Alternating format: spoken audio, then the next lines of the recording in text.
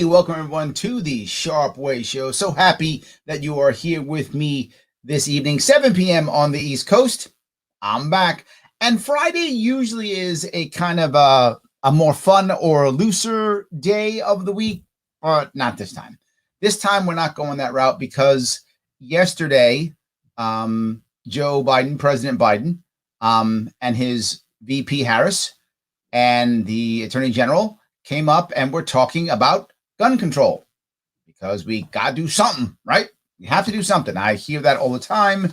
We have to take action. We've got to fix something because people are dying and now's the time to do something. And I've heard that many times, but no one wants to deal with the real issue. And when I talk about this, most people tell me whenever I say anything about this, they often say, Larry, see, you're not dealing with the real issue. And the real issue is guns. That's the real issue. I hear that all the time. I would argue that may not be exactly the answer. And I'm going to cover the press conference today and just go through it and kind of talk about what's going on here and why, and also show you the real difference in the way the VP speaks and in the way the president speaks. They're very different people in how they respond to each other, how they act. It's almost night and day in a way, and a lot of people don't notice it. Good morning. Over the course of my career, I have seen gun violence up close. I've looked at autopsy photographs. I've seen with my own two eyes what a bullet. Now, the thing that I want to mention here right now is VP Harris immediately starts talking about what she's gone through. This is not the right way to start. And she can't help it, though, because she always talks about herself. And you see that that's her way. She's always like an I did, and I do, and I, and you will see that now somehow she's more valid because I. If you're going to talk about gun violence and death, you should be more empathetic in general. What it can do to the human body. I've held hands with the hands of parents who have lost a child. Mm-hmm. I have seen children who were traumatized by the loss of a parent or sibling. And you have also gone out of your way in your own, when you were doing your own work, by putting people in prison and ruining lives. You were prosecuting the drug war and doing many bad things. You were also part of the problem. You also wrecked many lives also. But you're not really bringing up that piece, are you? That war on drugs thing, that you won't bring up? Just this one. And why did those people die? Why did you see what a bullet did? Were you in Fallujah? Were you in combat? No. You were pursuing a drug war that was causing those deaths. And I have fought my entire career to end this violence and to pass reasonable gun safety laws. By the way, this is the new phrase.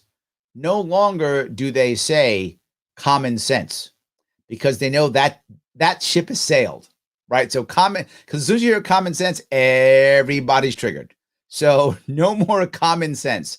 Now it's reasonable, which I got to tell you, it's actually savvy, right? I'm not mad at it. It's actually savvy. It's actually pretty cool the way they've changed the wording. And I often tell you when I hear a difference in the language, I bring this up all the time, right? They change how it is. It's no longer common sense. It's now reasonable. Time and again, as progress has stalled, we've all asked, what are we waiting for? What are we waiting for? Because we aren't waiting for a tragedy. I know that. No. We've had more tragedy than we can bear. I agree. We aren't waiting for solutions either, because the Why? solutions exist. Yeah, they do. And you know what that solution is? Take cannabis off Schedule 1. End the war on drugs. You are correct. Solutions exist. And were you talking about that when you were pursuing the drug war? Yeah, no, you weren't. You weren't doing that at all. You weren't speaking about that. Was Joe Biden talking about that when he was writing the crime bill? No, he wasn't at all. You're right. Solutions exist. Literally take cannabis off Schedule 1 and the drug war. 100%. Solutions exist. Stop the lockdowns. Let people go out and work and not sit at home and drive themselves crazy and want to commit suicide.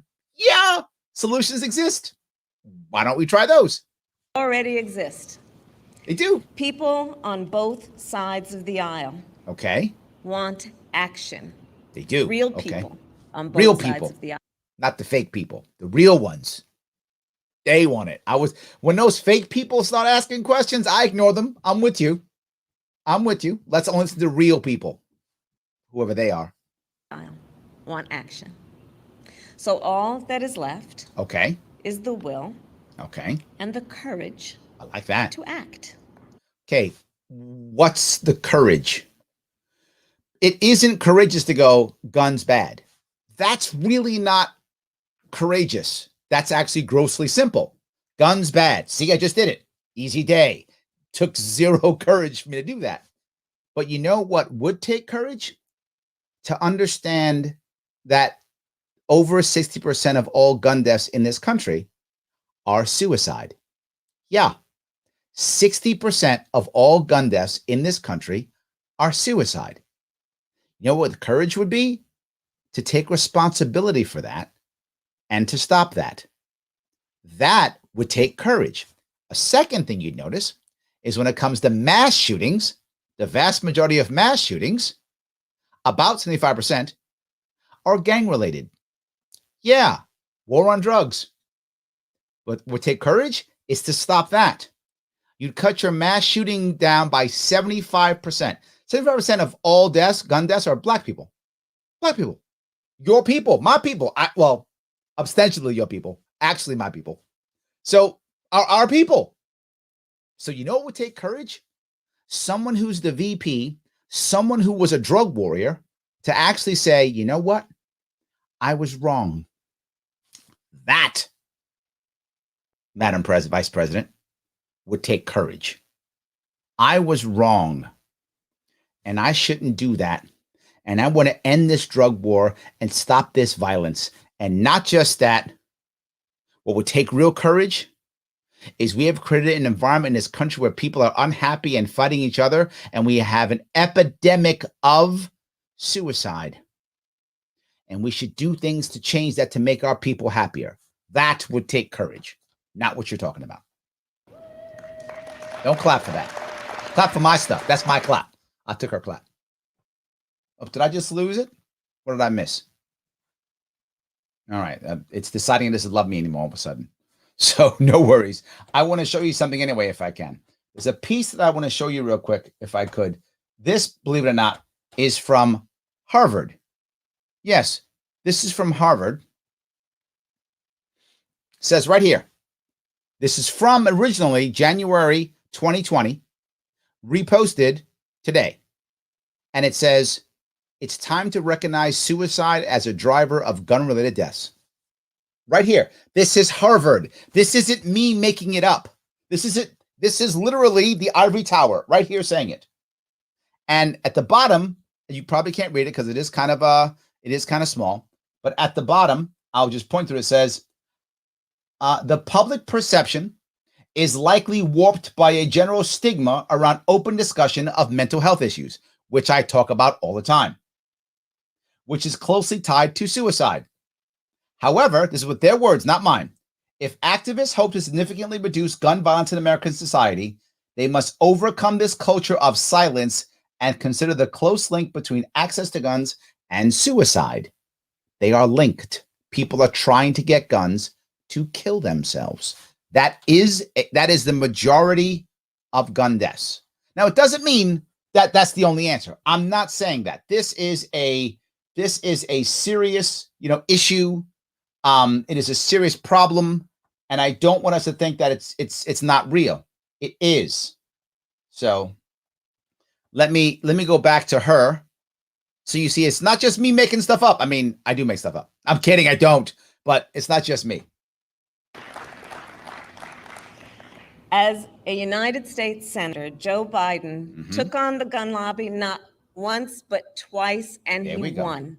He won. In 1993, he did. He worked to pass the Brady Handgun Violation Prevention Act. It's true. This law established a background check system and has kept more than 3 million firearms out of the hands of dangerous people.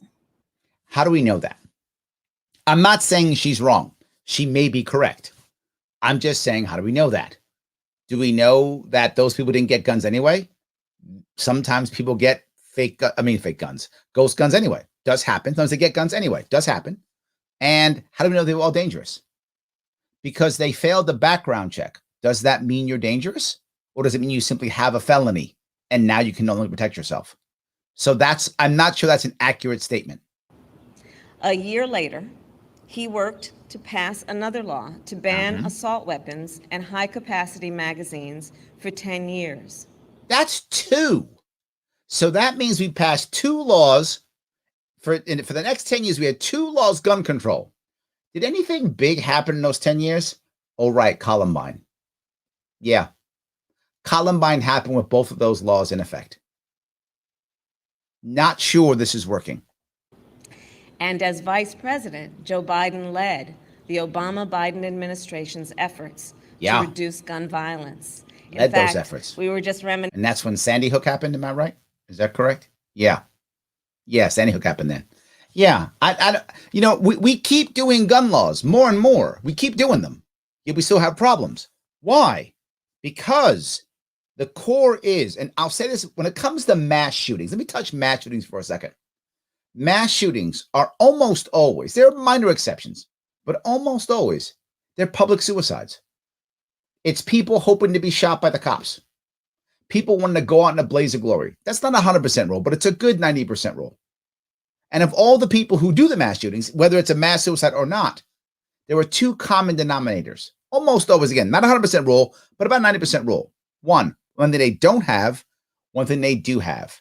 Here's what they don't have: a girlfriend. They don't have a girlfriend. No relationship. They don't have that. Number 2, what they usually do have: a prescription for some type of opioid or psychedelic drug or something like that because they're depressed and sad.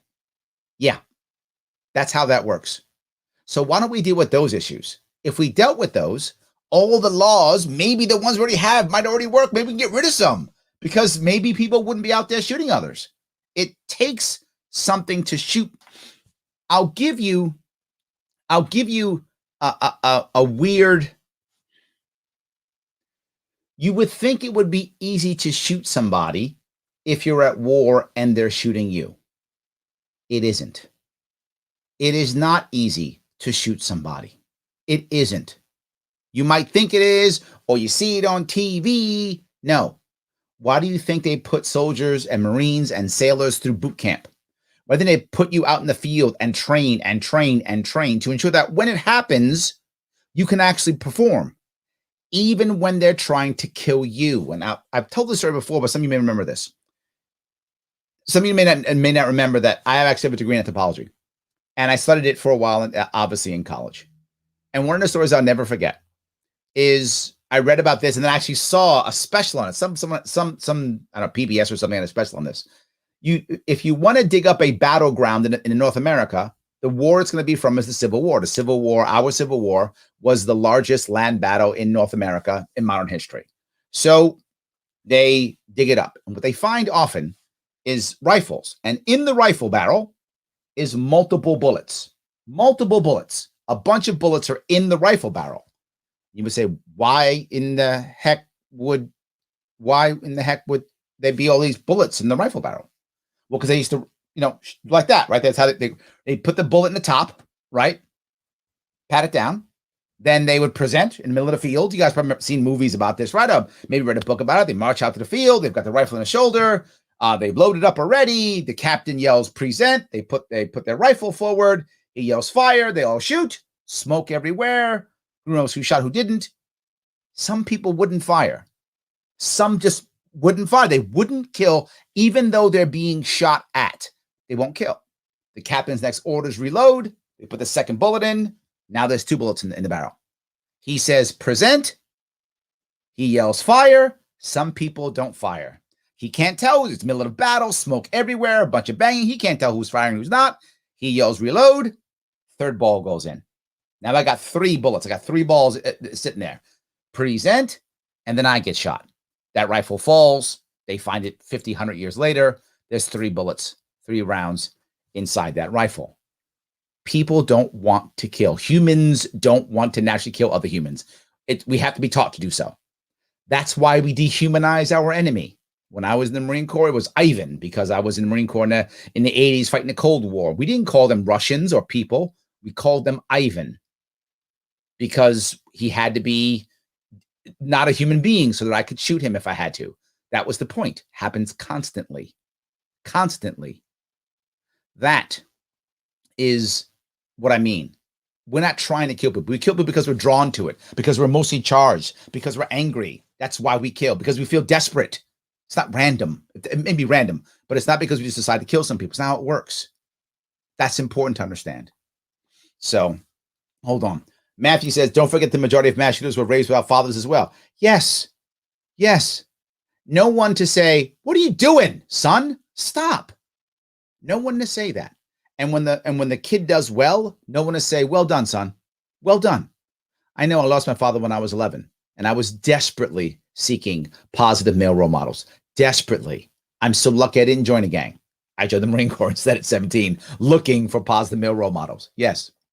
Nathaniel says, why should shooters need a girlfriend not to be shooters? Because my point, if you're going to go out and kill yourself, whatever that reason is, or risk your life, whichever it is, usually go out and kill yourself. You're doing it because if you are suicidal, it's because you're hopeless. It's because you're helpless and you're hopeless. And you decided that's the best answer for you. If you have a girlfriend, then you have a reason to live. You have a girlfriend. If you have family and close associates, you have reason, you have purpose. For people to be happy, they need three things to be happy. They have to feel respected, feel loved, and have purpose. If you got all three, almost always you're going to be happy. If you got one, you can still struggle at the other two. Surface, you're searching for it, right? It's the pursuit of happiness. If you got two, easier to get a third, right? You can try to find that and get that. It's easier to find that. If you feel loved and you got a purpose, easier to find respect. If you're respected and feel loved, easy to find purpose, right? Easier. The more we can do this and make this work, the better. That's why if you have a girlfriend, you're almost never a shooter. And why do I say girlfriend? Because the shooters are almost always heterosexual males. That's not 100% rule again, but it's 98% are heterosexual males. Or 90%. Is it 90? 95%? It's 90 something percent, whatever that is. So it's girlfriend, right? That's really the issue. That's why it matters. I hope that was clear. So the father piece is clear. Yes, these are the bigger issues. This is the brave stuff. Handle that. And why are so many, to Matthew's point, why are so many of those mass shooters black and why their father's not there? Because 1 in every 3 black males has a criminal record now, thanks to the war on drugs. That's the reason. They're in prison, in the jail system. They're out doing stuff they shouldn't be doing because they're part of the war on drugs. Yes. And one of the reasons why that's so bad is because Joe Biden, our president, wrote the crime bill that threw 100,000 cops directly into black and brown neighborhoods, mostly black neighborhoods, but directly into those black neighborhoods. Of course, they're going to have more interaction with cops. You just put 100,000 cops into their neighborhood. And you know who enforced that? Our vice president. She was right there, AG, enforcing it. Yeah, thank you. Let me keep going. I'm sorry. I sometimes get upset over this, but I don't mean to get upset. I just want to deal with the actual issues if we can. Missing that he and I talked back then about his work because I was Attorney General at the time of California. You were Attorney General. You were enforcing his will. Yes, you were. And absolutely. His work resulted in nearly 24 actions, from narrowing the gun show loophole to expanding funding for mental health services. Look at that. And and putting hundreds of thousands of black males in prison. And increasing the drug war to ensure more died on the streets. That too, I would just add that piece. But you're right. And what I said. We'll hear in a moment. President Joe Biden is a leader with great will, great determination, and even greater empathy. He has seen the grief of all of those who have lost a loved one to gun violence. That's true. It is for them, for all of us, that he will never, ever give up on this fight. And I kind of wish he would, though. Like this one, he can give up on. Like, I have an idea. How about you give up on this one? I'll forgive you. and I know many other people will, and take up the other one. Take up dismantling the ATF. Take up dismantling the entire war on drugs griftopoly. How about that? Just kind of dismantle that whole thing. Take up that and don't stop till you've dismantled it. I'm with you on that. Let's do that instead. It is now my great honor to introduce the President of the United States, Joe Biden.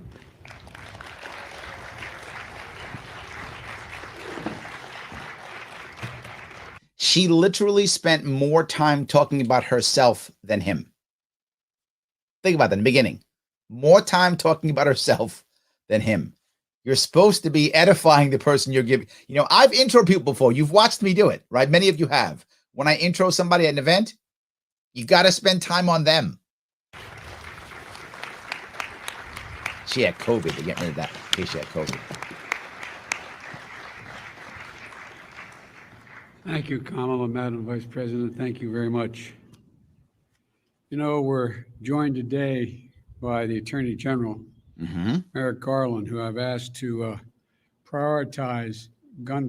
I got to tell you, this is going to make some of you angry. I'm actually happy that Merrick Garland is the Attorney General. Not because I like him. That's not the reason. That's not the reason why. I like it because, you know, people got mad at Trump for his selection.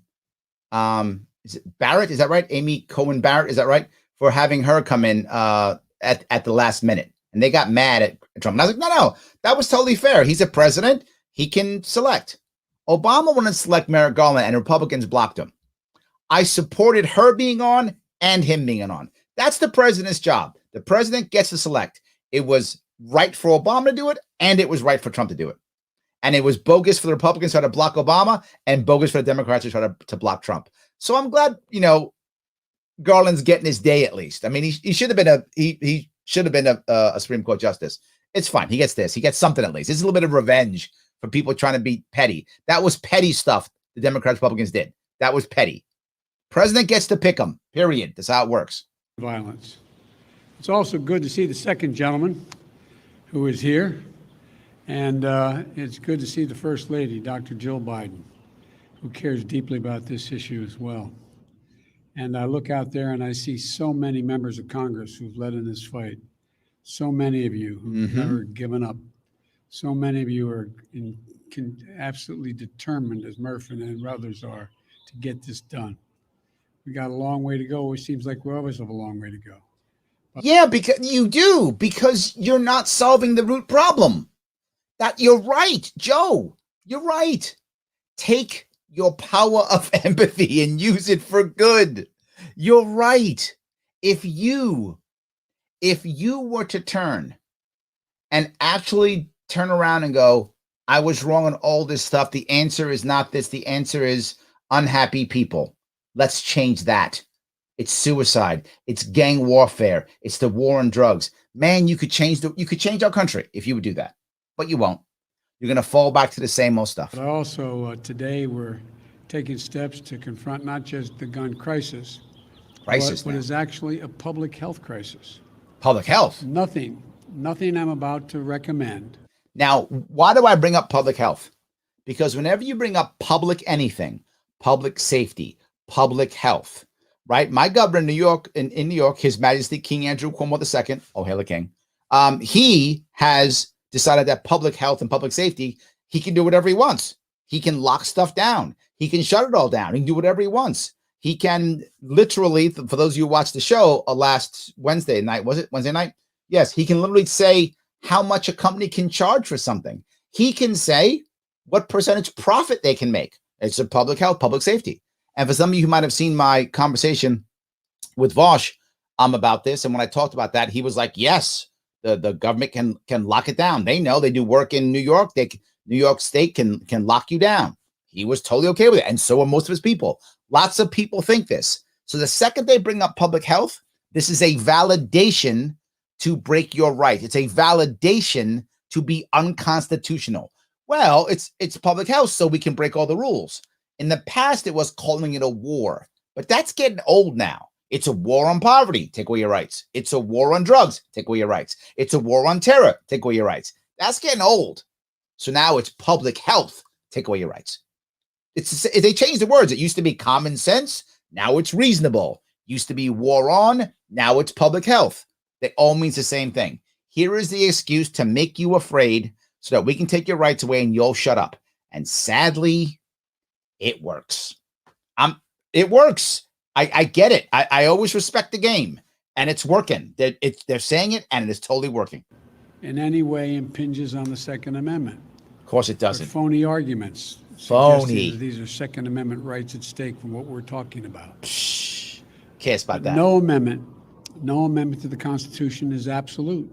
That's true. You can't yell fire in a crowded movie theater. That's a valid point. I want to give a man credit where credit is due. Nothing's absolute. That's true. There's always conversations and everything. I'll buy that. Call it freedom of speech. From the very beginning, you couldn't own any weapon you wanted to own. Really? From the very beginning the Second Amendment existed, certain people weren't allowed to have weapons. Yeah, certain people weren't allowed to have weapons, like Native Americans. How'd that go for them? Like black people? How's that been going? You're right yet again. I'm not sure I would have brought that up. That kind of makes you look bad. Like women. How's that been going? Not sure I would bring that part up. Yeah, people couldn't have guns. How'd that go for Native Americans? Not so great. I don't think right now they'd be going, so glad we gave up all our rights. Let the government take care of us. They're not happy about that.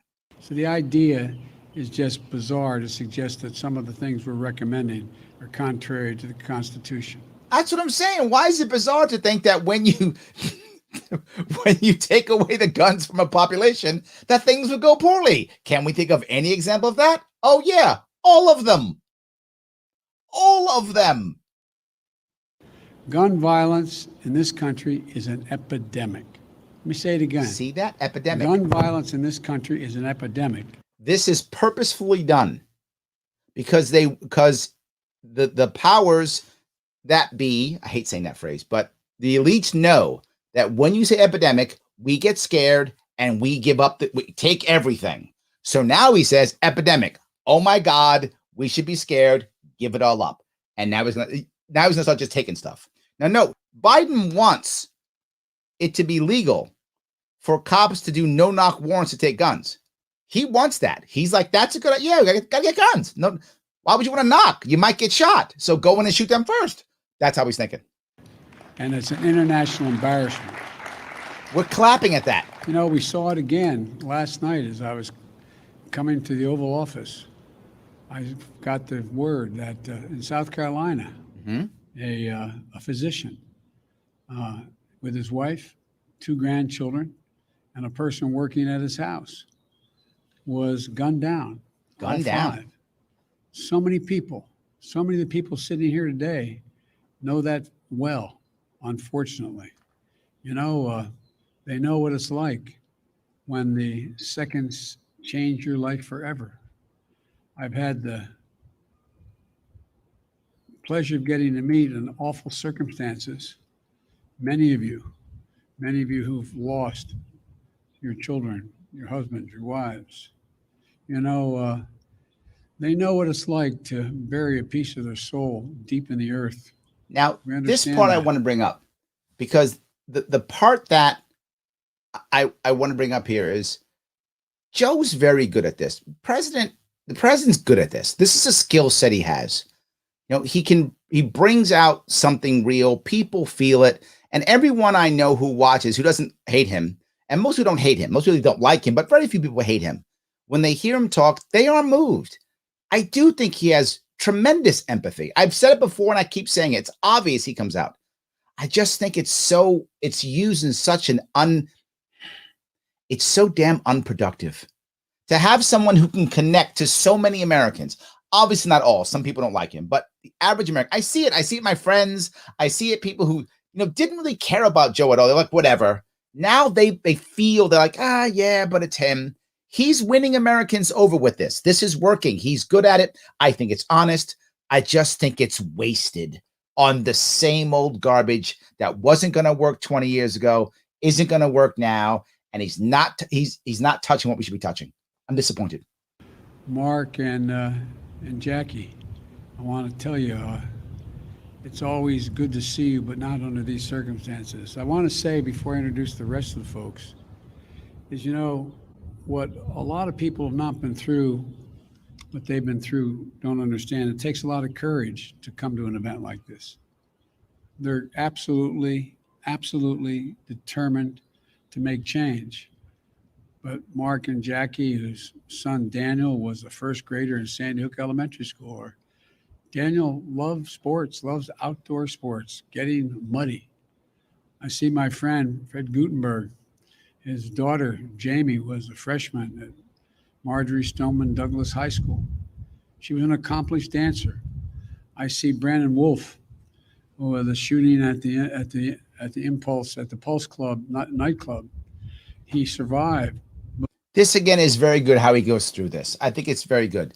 The problem that he's bringing up is all these people who were killed, and I do feel for them, and you should too. I'm going to go back to the person he talked about. He said, there were people shot in South Carolina. The guy who shot the doctor and his family in South Carolina shot himself. Yet again, it was a public suicide. He doesn't bring that up. He doesn't bring up that the guy who did the shooting had a mental problem. This guy he got treated by his doctor, a mental problem, came back from the mental problem, whatever case may be, felt like it was the end of the world, shot some people, and then shot himself. It was yet again a suicide. It was a murder-suicide. Sadly common. This is the bigger issue. And I know you want to pull on people's heartstrings. I get it. It's real. We have a problem. But controlling the guns isn't. People who want to kill themselves is the problem. But his two best friends died. Greg Jackson, who was just walking down the street when he was caught in crossfire of a gunfight. And of course, I see a close friend of Jill's and mine, Congresswoman Gabby Gifford, who is here, who was speaking with her constituents in front of a grocery store in her state. I'm not trying to be mean at all with this, but again, this is pulling on the heartstrings. It's long. It's what he does well. But that's what he's talking about now. He's saying, look at all the people who've been hurt by this. And the reason why he does it is now he can say, see, let's do something now, right? Look at all the pain.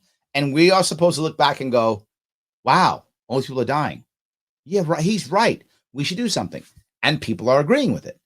And then here's the thing I say.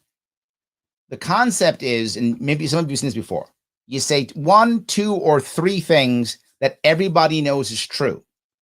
Then you throw on your thing, assuming that they'll flow right through and go, well, if these 3 things are true, this 4th thing must be true. And it works. It's a tactic that many people use, right? If you see this, you see that, you see this, well, then clearly this. Oh, I guess it's true. He's flowing it right through. Let me grab a couple of our comments. A lot of people are popping up some comments, and I appreciate the comments so much. I do want to grab a couple if I can.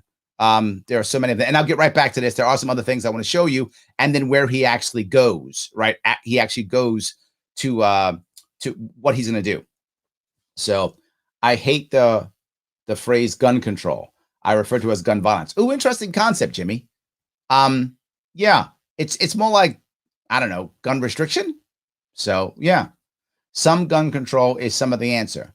To be forward, Gloria, some of the things they bring up, I'm not 100% against it. There are some hills I don't want to die on, and some that my 2A supporters get mad at me when I don't want to die on every hill. But you want to do a 3-day waiting period. Fine. I'm not. That's not a hill I'm prepared to die on. Do I like it? No, but fine. Yes, do that. Take that, but don't take the guns. So you can have that. Don't take the guns, right? So there are some things that I'm actually okay with, depending upon what it is, only because I know I can't have it all. I know the country's going in the opposite direction. So I got to at least stop the bleeding. So let me stop the bleeding first. And I know some 2A people are heads are exploding when I even say that. I know. I'm just telling you where I would go. Michelle said it's all about her.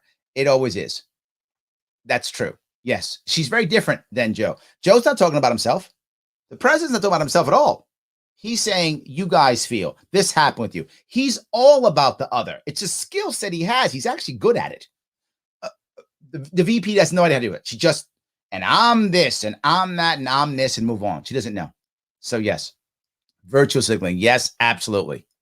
Jeff, I'm convinced she is evil. See, there's the thing. If the Democrats actually run her in 2024, she's very easy to love and very easy to hate. Very easy to hate. And a lot of people hate her. Biden's not so easy to love or hate. He's just there. He's not easy for either. Trump, big personality, easy to love, easy to hate. Kamala, same thing. Kamala, same thing. Easy to love, easy to hate. I think they're going to roll the dice if they put her up. But I see what he's doing. He's prepping her already. Like he's making her part of this already, and she's hoping she can suck off of of his empathy and grow. So yes. So why in God's name are you preaching instead of doing something? I agree. Yes, 100%. So gun safety, my ass is gun control. Yes. Lane says just control. Absolutely. David says, if gun control worked, why are the cities with tough gun laws having the highest gun violence and end gun violence? We need to end the drug war and dads to step up. Yes and yes. Yes and yes, David. Yes, 100%. Right? What people don't also realize is of all the gun deaths, about 60% are suicides, give or take. And then out of those, a big chunk of domestic violence. And then after that, another big chunk is gang related. So there's actually very few like random mass shootings. They're very few if you look at the actual deaths from mass shootings. And most of the mass shootings, if I'm not mistaken, is it 75% of mass shootings, something like that, are gang related. It's a large number. I don't remember the exact number, but it's a huge chunk that are gang related. So you want to end the drug war? Yeah, immediately. It'll happen. Absolutely. So, all right. Again, Rich says, if we ditch the failed war on drugs, we cut gun violence overnight significantly. It's that easy. I agree. 50%, Rich. We'd cut it by 50% like that. Absolutely. Paul says, all this gun control stuff is just dancing around the issue so they could still campaign on gun violence. 100%. Yes. Donovan says, gun control only restricts the rights of the innocent law-abiding citizens, while other criminals don't care about gun laws. You're right. They get them anyway. Absolutely. Thank God for Larry, because at least he makes me laugh. Thank you. I'm trying to be interesting at the same time. Jonathan says, I want action. I want the Shanine Allens of the world to be free from jail time because they enter a state with no reciprocity from the state which the person came from. I agree completely. We should have just uniform rules on just firearm transportation. Just uniform. Doesn't matter. If you legally own your firearm, you should easily be able to do it. Yes. I completely agree. Yes. So let me talk about Chicago. People are bringing up Chicago here too. Let me bring this up. Chicago is a very violent place now. You might say, well, Larry, why is it so violent, right? It's because, bad black man bad, right? That's it. No, it's actually violent and having so much violence because of the war on drugs. Why? The war on drugs has been so effective in breaking up gangs, right? Infiltration, stings, made up stings, all kinds of stuff the FBI and DEA does and local police do, that now very few people in the Chicago gang area trust each other. Why? Because everyone's telling on everybody, everyone's an informant, blah, blah, blah, right? They don't trust anybody. So now instead of saying having two large gangs, which was common in many big cities to have two large gangs, with two large gangs, you got a dividing line. And each gang sells their drugs in each territory. Well, the only time you have violence is when there is some border incursion, some minor border war with the border incursion. If there's no border incursion, there's no violence. When the mobs would always try to keep things, when the mobs were running things back in the 20s and 30s, they try to keep violence to a minimum if they could, because they wanted to sell their stuff. In this case, alcohol back then. Now it's, weed or heroin or whatever is the drug of choice of the day. Well, once you break up the two big gangs, you don't have one border and one possible border skirmish. You have 300 borders with 300 border skirmishes. Hence, you've just multiplied the violence. It's literally that simple. End the war on drugs, and that you see things change. And we saw it happen after Prohibition. I'm not making this up. That history has shown this. So I hope that answers some of your questions about the drug war. That would significantly stop it. When she was shot and a member of her staff was killed, You know, they're here, and their pain is immense. And you know, I'll say it again. He's not talking about his pain. He's talking about other people. It's very good for those of you, and I'm telling you this because when those of you talk about gun control, gun violence, Second Amendment, what I hear many of you, and I've heard you speak about it, my rights, the Second Amendment shall not infringe, constitutional. You talk that way, and you're correct. It just sounds bad. I'm just telling you the truth. It sounds bad. I'm not saying you're wrong. I'm saying you're correct. And I'm saying it doesn't sound good. And it makes a lot of people feel like he's just being selfish. He's just being selfish. You should see how the president is talking. It's a good tactic to use. It just is. what a lot of you, hopefully many of you, don't know is you've gone through a trauma. No matter how much you work to make sure others don't go through it, every time you show up at an event like this, it brings back when you got that phone call. It brings back the immediacy of what happened at that moment. He's right. So I genuinely mean it. Thank you. Thank you for having the courage to be here. Talks about others, The courage the to continue audience. this fight. Just well done. Senator Blumenthal understands it. A lot of the By folks name. out here understand it. Look at this. This is But good it takes tactic, real guys. courage, so thank you. I always respect the game. Turn pain into purpose and demand that we take the action that gives meaning. Now, was that good? Turn pain into purpose. Well done. Now that's how he validates. This is how he validates his action now. To the word enough. Enough, enough, enough. Because what they want you to know, what they want you to do is not just listen. Every day in this country, 316 people are shot every single day. 316 people are shot. Now, I want you to think about that. 316 people are shot. What does that mean? 106 of them die every day. Our flag was still flying at half staff Okay, well, let me keep going. for the victims of the horrific murder of 8 primarily Asian American people in Georgia. Now, how did he link that? Very well done. He says 316 people are shot every day. 106 die. And look, we were just still flying the flag at half mast for, when the 8 people primarily Asian were shot. He's linked them together. Not telling you of the 106 that die every day, 60 are suicides. 60 are suicides of 100. And give or take, out of the 106, about 25 are domestic violence. And out of the rest of them, about 30 are gang related. That's the actual numbers of what's actually happening. Right? About that. I'm off a little bit, but that's about what it is. It's about that. So there's hardly any that are like this. These are actually not that common at all.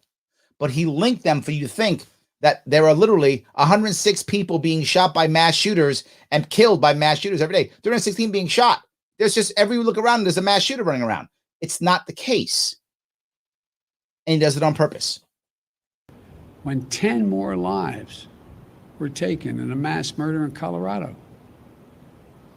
You probably didn't hear it, but between those 2 incidents, less than 1 week apart, there were more than 850 additional shootings. Yes, 850 additional shootings. Yes, but they weren't mass shootings in the public shooting down Asian Americans. That wasn't true, but he linked them all together. This is a very powerful tool, guys. If you look at what he's doing, it's very well done. Now you got people, your friends are going to say this. Don't you understand? Americans are getting shot in the streets every day. They're going to start telling you that. And while that's accurate, most of it's gang related, but they're going to tell you that. 850 that took the lives of more than 250 people and left 500 injured. There we go. This is an epidemic, for God's sake. Epidemic. There we go. It has to stop. So I'm here to talk about 2 things. Now, this was about 10 minutes in. So they prep this for 10 minutes. If they're going to prep this for 10 minutes, you know something's going to happen now.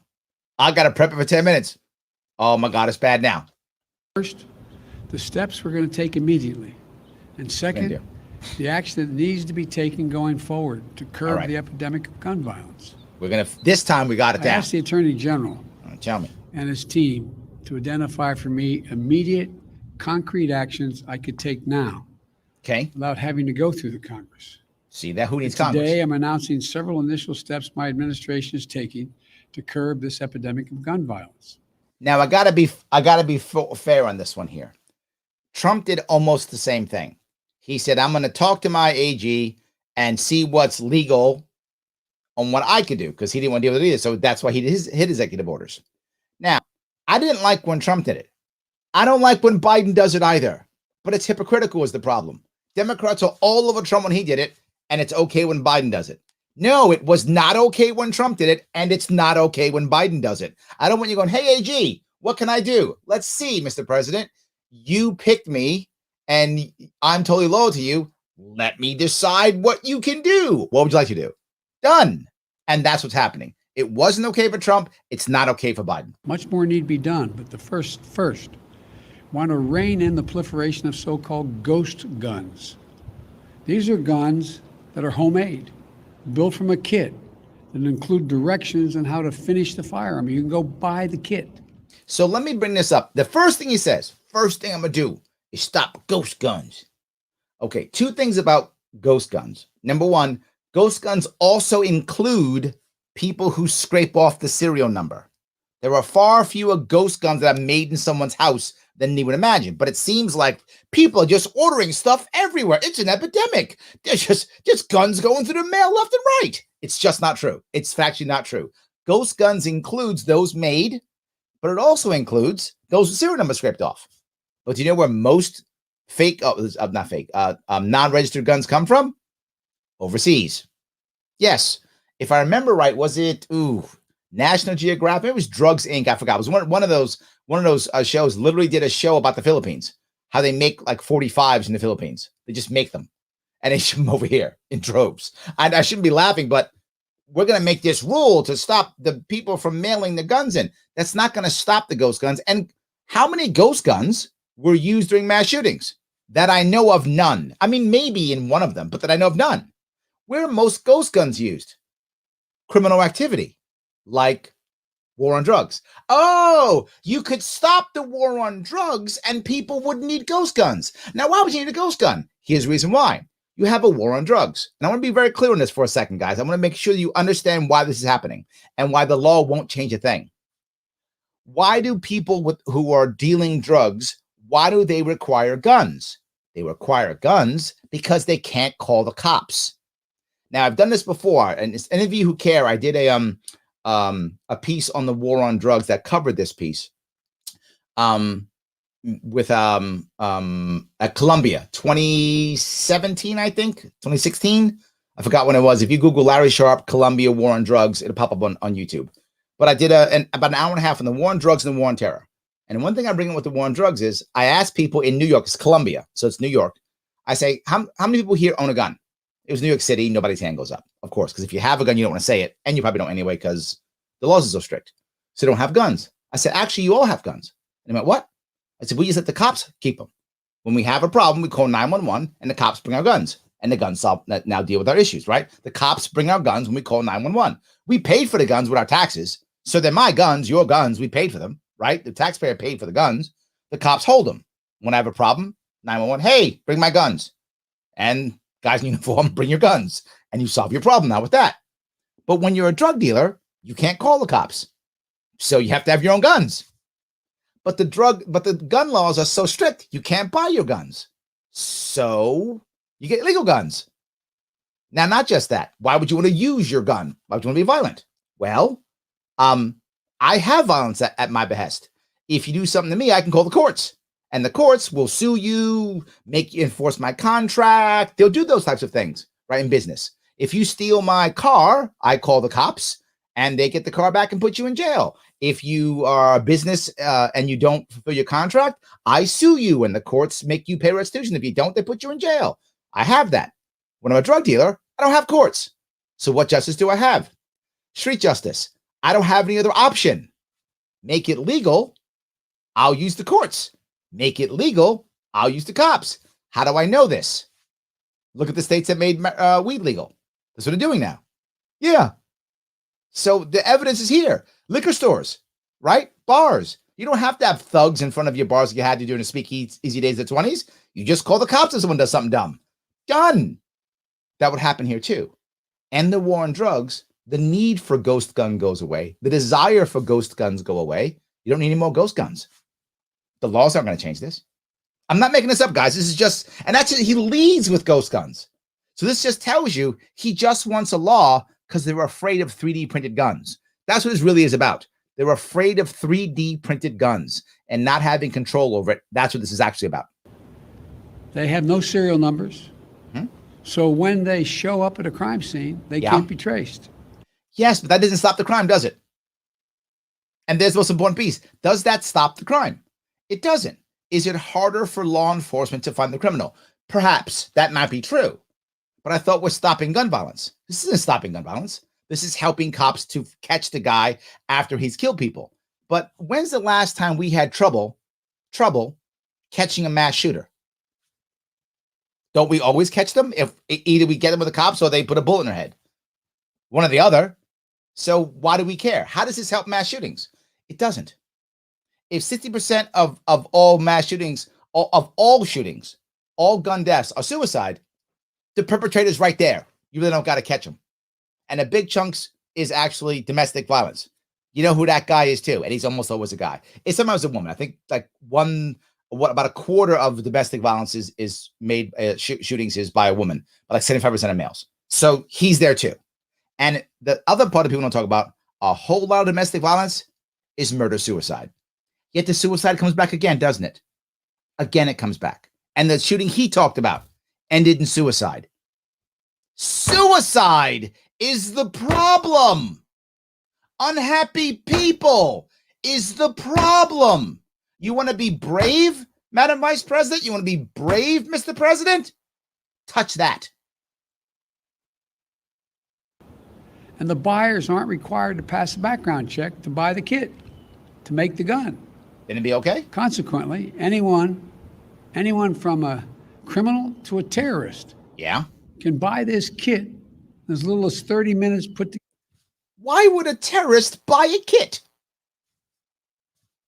Did he just, well, I'm a terrorist. You know what we should do? Go on Amazon and buy a kit. What? What? Stop. Just stop. And let's look at terrorists. When's the last time a terrorist did a mass shooting? I don't remember. The biggest terrorist attacks we've had in our history has been 9/11. No guns on that one. Oklahoma. No guns on that one. I don't know. When did that happen? The only people who use guns in terrorist attacks is the United States government. That's it. Waco, Ruby Ridge, killing Native Americans. We use guns. They don't. Together a weapon. You know, I want to see these kits treated as firearms. Yeah, because under that's the Gun Control Act, which is going to require that the seller and manufacturers make the key parts with serial numbers and run background checks on the buyers when they walk in to buy that package. The second action we're going to take. That was the first one. How'd that go? You guys impressed by that? Let me grab some comments because that was so impressive. I know we're going to stop all gun violence. That was the first one he picked. So that's great. Let me keep going if I can. Jonathan says, stop the suicides, periods. Yes, suicides are not snap actions. They take time. People dwell on it and then some go through. Jonathan, you're 100% correct. That's exactly true. Yes. That's what I want us to do. Yes. All right. Sanders says the Second Amendment, the right to bear arms, follows the First Amendment to protect freedom of speech, freedom to assemble, freedom of religion. We now need permits to protest. The lockdown over the last year, along with closing of religious institutions, our founding fathers are rolling in their graves. I actually agree with you, Sandra. I think it's terrible. And we're getting worse. Again, it used to be war on something. Now everything's an epidemic because that's the new phrase that will get people afraid. So we're seeing it already, right? Yeah, I hope you're watching, listening to what I'm talking about as they use the words to move everybody. And you're going to see your friends be moved by this. Yes. Rich says, gun laws will strengthen an already vigorous black market. Yes. And lead to more gun violence. Yes, Rich, that's the point I was bringing up. And I'm glad you brought this up, right? If you have a black market, you by default have violence because you can't use cops in courts. But if you can use cops in courts, you don't need the violence. It's not required. Yes, absolutely. So every time a gun law fails to stop a shooting, it should be repealed. Oh, Lyndon, that's beautiful, man. So good. I love that. I love that. So, it didn't work. We had a shooting. Yeah, get rid of the law. Didn't work. Next. I like that idea. That's awesome. I love that. So, let's see what we can do. We can only make it less necessary. I think you're meaning, I'm not sure where you're going with that. I think you're talking to someone else there. Sorry about that, Nathan. Nathaniel. I think I've done something wrong here. I'm gonna 75. I'll be 75. We'll be debating knife control. Yes, they have that already in the UK because their murder rate isn't going down, even though they've banned the guns. Right? They have a relatively high murder rate still, and of course, most of their murders are either physically they beat people to death and they strangle them. I'm not joking. That's a thing in the UK. Knifing is the most important. They knife people like 40% of all their murders are knife murders, something like that. So they actually thought of knife control. They were going to register knives. I'm not making this up, Jonathan. They were literally considering regulating knives because they were having so many knife deaths. And then, of course, because they don't have any other things, they strangle. That's a thing in England because I can't shoot you, so I'll strangle you. Way better, I guess. And then they physically beat you to death, kicking and punching you until you die. That's a thing in England. That's almost non-existent. I mean, it happens, but it's very rare in America for someone to beat you to death. That doesn't happen very often. UK, another death, beaten to death. Yes, that's a thing that happens. So yes, blunt instruments, punching, that kind of stuff happens. Yes. So give them hookers and weed. Yeah, David, that probably would work. Yeah, that probably would work. 100%. That probably would work. Roro says it's never easy to take a life. Correct. And this is why when many of you got upset at me when I was talking about that it was a tragedy when one of the people would shoot to defend themselves. And I would say it's a tragedy. It's horrible. And people get mad. It was a righteous kill. It was a justified kill. I wasn't saying it wasn't justified. I wasn't saying the person didn't do what they thought was right, or even that it was legal. I wasn't saying it wasn't legal. I was saying it was horrible either way.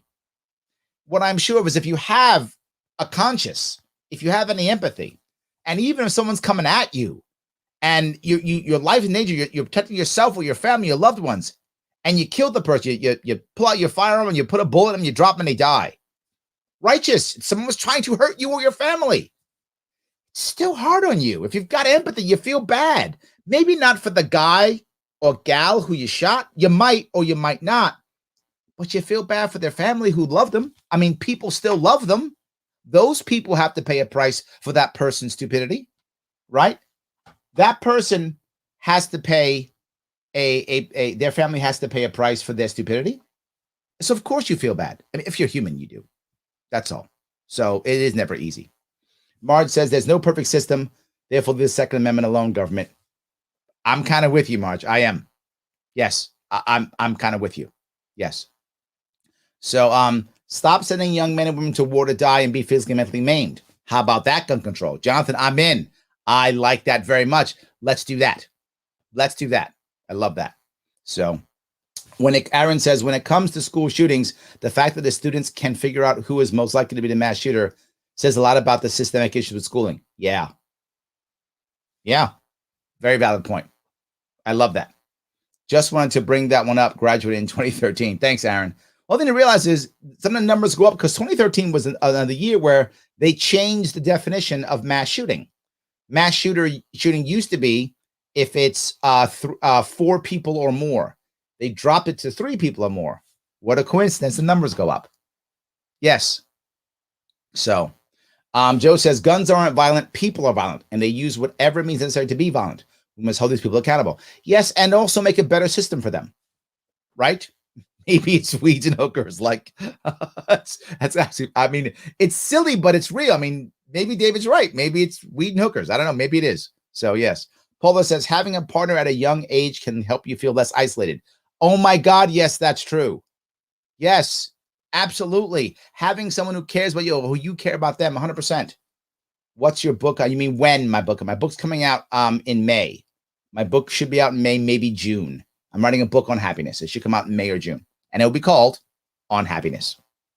Simple. Does the job. Yes. Steve says, love and purpose is correct. Yes. These mass shooters don't seem to come from a married family with kids. Family helps mental illness. Thank you, Steve. It does help. Yes. Having a support structure makes things better. It's not magic. It doesn't mean all of a sudden you're going to be happy and wonderful and perfect. Your life is still going to have ups and downs. But if you have support structure, doesn't have to be married, but it's nice when it's married with children. That's always a nice thing. But just have a structure of people around you who care about you. Mom, sister, brother, aunt, close friends, niece, nephew, whomever. People around you who care about you. It makes everything better if they care about you and you have a support structure. 100% correct. 100% correct. Yes. Joe says, I follow twitter.com/Sharpe Way and get live notifications. Thank you so much. Let me bring it up right now if I can. Guys, if you want to help me out, you can follow me on Twitter. Absolutely do that. It will help me tremendously. What I would like you to do, if you don't mind, follow me on YouTube on the Sharpe Way. Go to the Sharpe Way, click that so I get more followers on YouTube. It does matter. I don't want to get canceled. I want to make sure that I'm set in case something goes wrong. And as always, like, comment, and share. It does matter. If you like what I'm doing, you want me to keep doing it, then support me. Either head over to patreon.com/SharpeWay. Give me 10, 25 bucks, whatever you can afford. If you're getting some Biden bucks, throw some my way. If you don't have the cash, no worries. You don't have to spend $1. You can go over to the link that is in the description right now and take the police accountability survey. So my sponsors, theadvocates.org, they sponsor the show. Help out my sponsor, make me feel good, make them feel good. Take 5 minutes of your time, fill out this survey, and then share it. They're happy, I'm happy, and it's free. Cost you nothing. But if you got the cash, give it. Otherwise, do that or like, comment, share. It all works. It all works. So let me grab a couple more of those if I can. So no one asked why a school shooter felt compelled to shoot up the school. Yes, I've been bullied. Not to the extent that I literally wanted to kill people, but people don't ask that. Yes, they condemn the shooter point blank. Not just to find the act, but the cause is likely the treatment they go through, aside from mental health. Jonathan, you're right. I can ask why without justifying the action. You're totally correct. Thank you for that. Absolutely. Let me keep going. I'm going to grab the rest of this. It's still a bit more. And now he's going to go to number two. Number two. We're going to take. Back in the year 2000, the Bureau of Alcohol, Tobacco, and Firearms released a report on its investigations of firearms trafficking in America.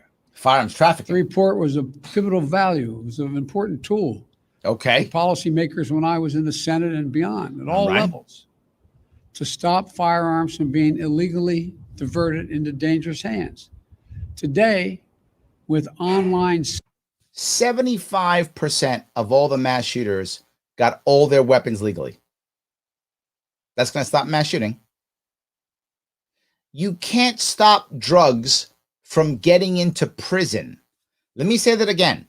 You can't stop drugs from getting into prison in a room surrounded by walls with guards with guns. You can't stop drugs from getting into a place that is walled off with walls and people with guns to stop it. What the hell makes that you can stop illegal guns from getting into this country? What hubris? What insanity? Insane. Sales and ghost guns, times and trafficking methods have changed, and we have to adjust. We also have to ask the Justice Department to release a new annual report. This report will be... So I want to be clear. Step one is ghost guns. That's going to stop the mass shootings. Step two is a report on trafficking guns. That's going to stop these shootings. None of these people that did the mass shootings were like, I got to get my gun trafficked or ghost guns. None of them. And the war on drugs, none of the other stuff's required. Better help policymakers address firearms trafficking as it is today, not what it was yesterday. Oh my God. The third change. Okay, got We two want that to were treat useless. pistols Yeah. modified with stabilizing braces Yeah. with the seriousness they deserve. Well, this part actually at least makes sense. I disagree with it, but this at least makes sense. This one, at least, that is true. You have seen people use modifications in mass shootings. So while I disagree, in my view, if you're gonna do the gun grabby thing, this should have been your number one. I mean, not three, this should be number one. This one actually at least is affected by it. Stabilizing brace shook in a pencil essentially makes that pistol a hell of a lot more accurate than a mini rifle. As a result, it's more lethal, That's true. effectively turning it into a short-barreled rifle. That's true. That's what the alleged shooter in Boulder appears to have done. Absolutely. I wanna That's be a real clear one. that these modifications to firearms that make them more lethal should be subject to the National Firearms Act. The National Firearms Act requires that a potential owner pay $200 fee and submit their name and other identifying information to the Justice Department. Because that would stop the mass shooting, right? I mean, look, I understand his point. At least this one does directly affect it. I'll buy that part of his argument. The part that I'm not buying is pay $200 because that'll stop a mass shooter. You know, I was gonna kill these people, but I don't got $200. Let me save up. I'm gonna work some extra hours. Hey, Joey, why are you working extra hours? I got to get $200 so I can do a mass shooting. Come on, what are you talking about? This is just a money grab and a way of getting people on lists. That's what it is. Just getting people on lists. If you care about that and you want something, then you know what? Do the same thing. Do a 5-day waiting list for this and treat it like a gun that way. Fine. I get your concern, but this isn't the answer anyway. Just as they would if they went out and purchased a silencer for a gun. Fourthly, during my campaign for president, I wanted to make it easier for states to adopt extreme risk protection order laws. Ooh, They're also called extreme risk protection laws. That sounds amazing, doesn't it? That's awesome. Extreme risk protection laws, also known as flag laws, which red flag everybody laws. in this lawn knows, but many people listening do not know. These laws allow a police or family member to petition a court in their jurisdiction and say, I want you to temporarily remove from the following people any firearm they may possess because they're a danger and a crisis. They're presenting a danger to themselves and to others. And the court makes a ruling. To put this in perspective, more than half of all suicides, for example, involve the use of a firearm. So let me, yeah, about 60%, he's right. About 60% are suicides, as I mentioned. So the red flag law, what he's trying to say is, well, if we had red flag laws, then we could get the gun away from the people who are committing suicide. That's what he's trying to say here. Like, that's the reason, to stop suicides. If we have red flag laws, we'll stop suicides. I want to ask you a question right now, any of you. If you have somebody who you think is suicidal in your life, I hope none of you do. But if you do, and you have someone who you think is suicidal, who might hurt themselves, and you called the cops and said, my cousin, my friend, I think he's going to commit suicide. What would the cops do? Well, they would go over there and talk to him or interview him or something. And that would happen, red flag law or not. The difference to red flag law is now you're responsible to do so. You need to do so. And if you go to a judge, the judge is now responsible for this. It's a red flag law. If it's just a regular judge asking a question, they'll go, what's going on? Oh, well, this guy said so. They may talk to you, whatever. Okay, they go and talk. They may take the gun, they may not. Red flag law, you can guarantee the judge is always saying, take it, and the cops are always taking, which means all I have to do is call on my neighbor and he loses his firearms. How do we know that? It's already happening. That's already happening. It sounds nice. We're going to use red flag laws and save lives. I get it. It sounds amazing. But he doesn't talk about all the other people who are going to lose their firearms because you don't look a certain way. Oh, you look too Muslim and I think you might do something. I'm not making that up. You know that's true. But when a gun's not available, an attempt at suicide, the death rate drops precipitously. States that have red flag laws have seen and seen the reduction in the number of suicides in their states. Oh, Every single month, is that right? an average of 53 women are shot and killed by an intimate partner. Okay, wrote I the got to violence touch against both women. of those. Colorado has a red flag law, doesn't it? I'm pretty sure it does. I'm sure Colorado will tell me. And we still had that shooting. So he's finally just done the smart thing, which he's saying red flag laws aren't about mass shootings. Do you know why? We still have mass shootings and red flag laws. And in states with red flag laws, we still have them. Red flag laws don't work to stop that. They don't. So that's why he's not using that, which is brilliant, because they used to always say we need red flag laws to stop these mass shootings. They've stopped it because there's too much evidence showing they don't work. So now it's to stop domestic violence and to stop suicide. This, by the way, is a brilliant move, because now the argument that we used to say, which is it would stop mass shootings, they don't. Oh, well, it stops suicide. I'm not sure his data is even. I'm going to check that data. I don't think that's even accurate. Red flag laws stop suicide. I don't think that's true at all, but I could be wrong. I'm happy to look that data up. I will check that data. But the next thing is now it's because of domestic violence. And I'm going to be clear on this. Domestic violence is a real freaking issue, without question. Every single day, he says that 54 a month, I think, women are killed by their lover. It's like it's over one a day. I mean, women are being murdered by their lovers every single day in America, and it is a serious problem, and he's correct. It is a problem. Red flag laws aren't the answer. It would be a whole lot better if instead the woman was able to defend herself. It'd be a whole lot better if family courts were fixed and weren't so devastating as they are. And again, what he's not telling you, which is very common, that domestic violence ends up in suicide. It's very often a murder-suicide. He's not bringing that piece up either. That's a big deal. Act. It's been a constant struggle to keep it moving. We know red flag laws can have significant effect in protecting women from domestic violence. I don't know if that's true. Is that true? This one seems odd to me. I should do my homework on this. This one I'm unsure on. And we know red flag laws can stop mass shooters. That's not me, that's them. They can act out their violent plans. That's blatantly not true. That was the last. That's blatantly not true. We know this. No, we don't. It's blatantly not true. That part's just not true.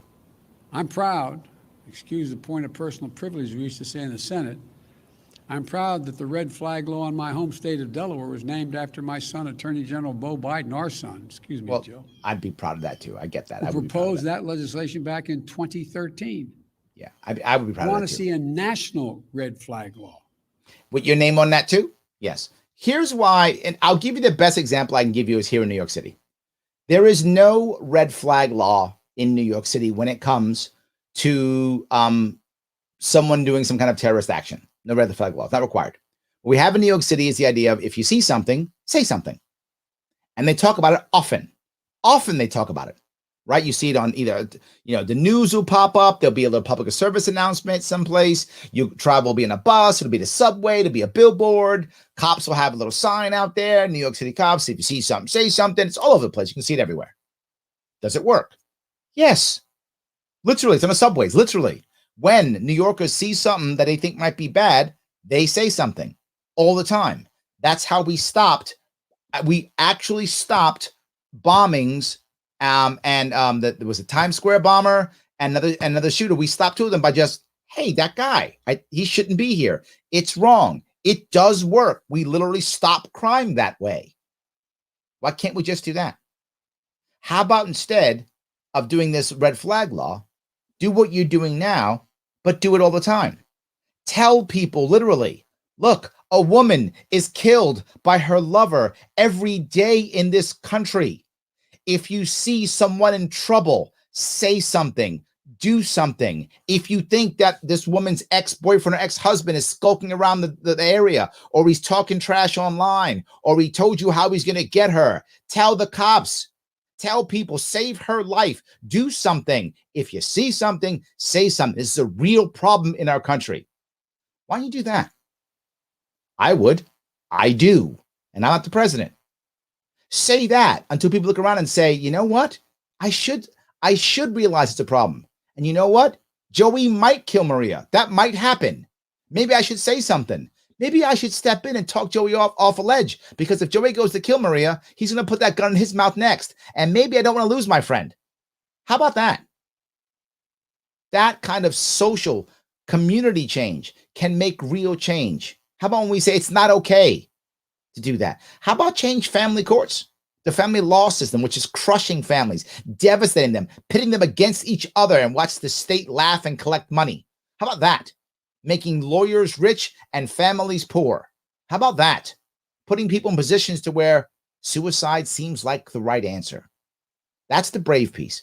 Talk about that. Stop making red flag laws and use the bully pulpit and the empathy that you have so much of, Joe, to get other people to step up and go, no, you don't get to kill her. No, you don't get to hurt her. No, it's not okay. It's not okay. Do that. Way better. And legislation to incentivize states to enact their own red flag laws. Today, I asked the Justice. So now we want two levels of red flag laws, state and federal. What could go wrong? What could go wrong? Oh my God, what could go wrong? Let me grab a couple more comments, guys. What could go wrong? It's going from bad to worse. It's going from bad to worse. Matthew says, solving the real problems would require politicians to admit their policies have failed. Yes. That would hurt their chance of re-election. Yes. Absolutely. Yes. Rich says, Biden's a tool. Harris is just an obvious corporate hack. She's a government hack, not a corporate hack. She's a government hack, Rich. She's a government hack. Absolutely. So, all right. Joe says, why didn't Obama deschedule cannabis? Yes. And pardon commute incarcerated black folks when he was president. Yes. Drug laws disproportionately impact people of color. Why isn't Biden doing it now? Why is he doing it now? Do it now. I completely agree. You know what? Never too late. Do it now. Absolutely. Just do it now. So, all right. The Second Amendment is unwavering. I should be able to buy an Abrams tank. Yeah, but you got to make it street legal, Jeremy. That's the only thing you got to make it so you don't tear the roads up. Those things will tear roads up. Make it street legal, and then it's fine. I'll leave it in your yard. It's fine. That's very good. This government does a great job of separating fathers from their children. Yes, Paula, you are correct. They don't do anything to incentivize keeping families together and dads in homes. Just arrest black men and make everyone a felon. Yes, yes, and yes. Who's bringing that up? I'm sorry, here. We are. We've been talking about that. Are they? No, they're saying nothing. They're saying nothing because they don't care. So, yes. Lane says, Larry, please shake Coleon Noir for fact-checking firearms related stuff. Thank you. You know what? I might do that. I'm not an expert in all these things, and I know there are people who this is really like their place. I know a decent amount from running for governor, right? I learned a decent amount, but there are certain things that have changed recently, so I'm not 100% sure on. So, yes, absolutely. So, yes. John says, armed minorities are harder to oppress by private parties and the government. Yes, agreed. Yes, absolutely. Steve says, notice no efforts to punish or crack down on illegal gun ownership. This is all about disarming their opposition, not about ending violence. Ooh, interesting. In fact, they want gun violence to continue so they can always use the narrative to control. Oh, Steve, I hope you're wrong. I think it's, God, I hate that. I don't, God, that tastes bad, Steve. I don't like that. It tastes bad. That tastes so bad. I hope you're wrong. I hope you're wrong. That's it. Tony says, anyone legally armed that exercises their rights are harder to oppress, has nothing to do with race. Yeah, I think overall it's true. It just winds up being racial in its impact just because of our culture. But yeah, you're right. I don't think the issue itself isn't, like the Second Amendment isn't racist. I agree. But the way it winds up working with the war on drugs, it winds up being racial because of the war on drugs. It's what winds up happening. So yes. Unreasonable waiting periods get battered women killed. Man, Maynard, you're right. And I know people give me hell when I say I'm prepared to bend on waiting lists. It's true.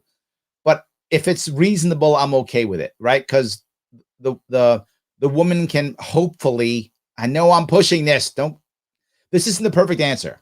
The reason why I'm okay with this one is because people want something and we're moving towards a wrong answer. If I got to give in on this, I'll give in on this one. And there is an idea that, you know what, if it's your first gun, maybe you have to wait for your first gun because you might want to go hurt somebody. You got to cool down. It's fine, but your point's a valid one. It can't be long. I can only hope that the woman who's battered or scared can stay with the family or friend for a couple of days till she can get her firearm. Yeah, it's not a good answer. I know. Maynard, why you make me feel bad? Why you make me feel bad? Yes. That's funny. Christopher says Jim Ostrowski beat Cuomo's red flag law in New York versus Benjamin Wassel. Yes, absolutely. Check that out if you want to. Libertarians are fighting this, right? Libertarians are fighting this. Sadly, Republicans aren't. Libertarians are. Democrats are obviously on it. So yeah, they're totally fine. Yes. Michael says taking his gun away won't keep him from killing. That's correct. Thank you. And the British teach us this. Hardly any guns and still. Yes. So, all right. So if I can keep grabbing a couple more of these. Let's see if I can do this.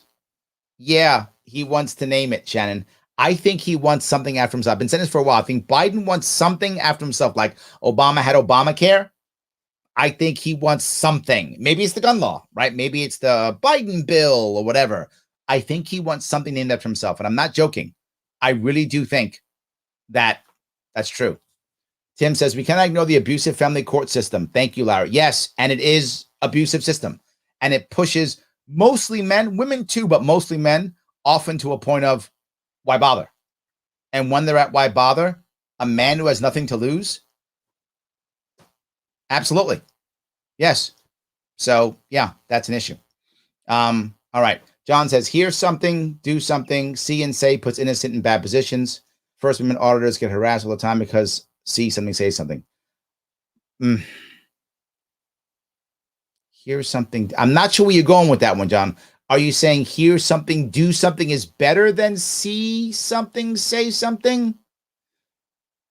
I'm not sure where you're going with that one. You got to help me on that one. I'm not sure where you're going with that. All right, let me keep going. I'm gonna grab his next. I'm sure these will be gems too. His next plans for his next gems. Department to publish a model red flag legislation. See that? So states can start crafting their own laws right now.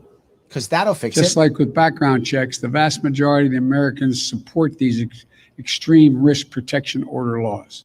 They're extreme risk protection order laws. Come on. This word has been shipped. It's amazing. Extreme risk protection laws. That's all they are. They're laws to protect extreme risk. Done. And it's time to put these laws on the books and protect even more people. Now, those 4 laws that he talked about, which of those laws would actually stop mass shooters? None. Which of these laws would stop gang violence? None. Which of these laws would stop suicide? None. None. They do nothing. This is not solving a problem. The Attorney General will have more to say about this in a moment. Additionally, we recognize that cities across the country are experiencing historic spikes in homicides, as the law enforcement can tell you. Yes. All cities, a huge historic spike last year in homicide. What happened last year that would make people want to kill people? What could they? Oh, right. You locked us all in our homes and took away our jobs, our families, and our careers. And our schools. Could it be that? Yeah, maybe you did that to us. And my governor in particular did that to us. Could be that. Yeah. That's, I mean, I'm spitballing, just saying that kind of is what happened. It's like it's random. And on top of it, you said, you know what? Let's do that and defund the police. Let's do that. Because what could go wrong? The violence is hitting Black and brown communities the hardest. Yeah. Homicide is the leading cause of death of Black boys and men ages 15 to 34. Been true for 30 years. He's right. Been true for 30 years. 30 years that's been true. What are you talking about? It was true when you were putting the crime bill in, wasn't it? You helped make that happen. Yeah, it didn't happen yesterday. That's not yesterday. That's forever. The leading cause of death. See that? If we only had red flag laws, then black kids wouldn't be killed. Man, if I could just call my, hey, I think my neighbor who's in a gang, I think he might have a gun. You should go get the gun from him. So the cops go in to the gangbanger and go, hey, I heard you the gun. Who told you? Oh, Jimmy over there. Good. Let's go kill Jimmy. What are you talking about? But there are proven strategies that reduce gun violence in urban communities. No such thing. He made that up. If that were true, why haven't you been doing that for years? You just figured this out? You've been in the Senate since 120 years. So you just figured this out. And there are programs that demonstrate that they can reduce homicides by up to 60%. That's them, not me. In urban communities. Not true, made but up. Many of these have been badly underfunded or not funded at all. Because we don't have enough money. Isn't it amazing? Every single time there's a problem, it can be solved with the funded government program. If we could just tax you. Look, Tim, I know I take like 60% of your income, but if you just give me 80%, then I'll give you that utopian, socialist utopia that I've been telling you about. Just 80%. Okay, maybe 85% of all your money.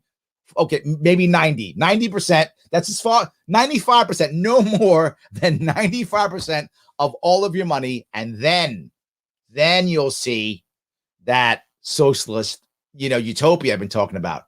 And we probably won't have to have that many gulags at all. I mean, a couple dozen. Okay, maybe a couple hundred, but that's it. A couple hundred gulags and 95% of your income. Then we will have that socialist utopia I've been telling you about. It's all about the funding. It's the funding. That'll solve it. Gun violence in America, for those of you who think of this from an economic standpoint listening to me, estimated to cost the nation $280 billion, let me say it again, $280 billion a year. Yeah, no way that number's true. No way.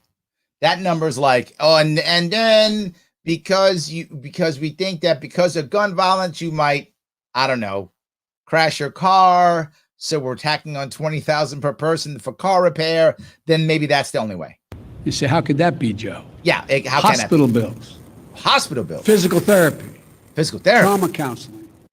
How's that costing people stuff? What are you talking about? It's costing the country? What? That's regular commerce. Legal fees. Prison costs. And the prison costs. You know how much we spend on prison in this country? I think it's more than that. Just the war on drugs, the federal government spends $51 billion a year on. Just the war on drugs. Just federal government. Loss of productivity.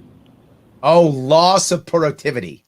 Okay. So if some young black man gets killed at 16 or 17 years old, well, he can't, think of all the money he would have made in the next 70 years. Let's add that on. Okay, then probably 280 billion. Fine. Not to mention the psychological damage done to the children who live in these cities, watching this happen, knowing someone had happened. Yeah, all the kids who don't have fathers because you and the VP put them in jail. Think of all the damage you've done. Are you sorry yet? There's gun violence in our neighborhood. Mm-hmm. It's had a profound impact. No kidding here. On our children. Yeah, even if they're never involved.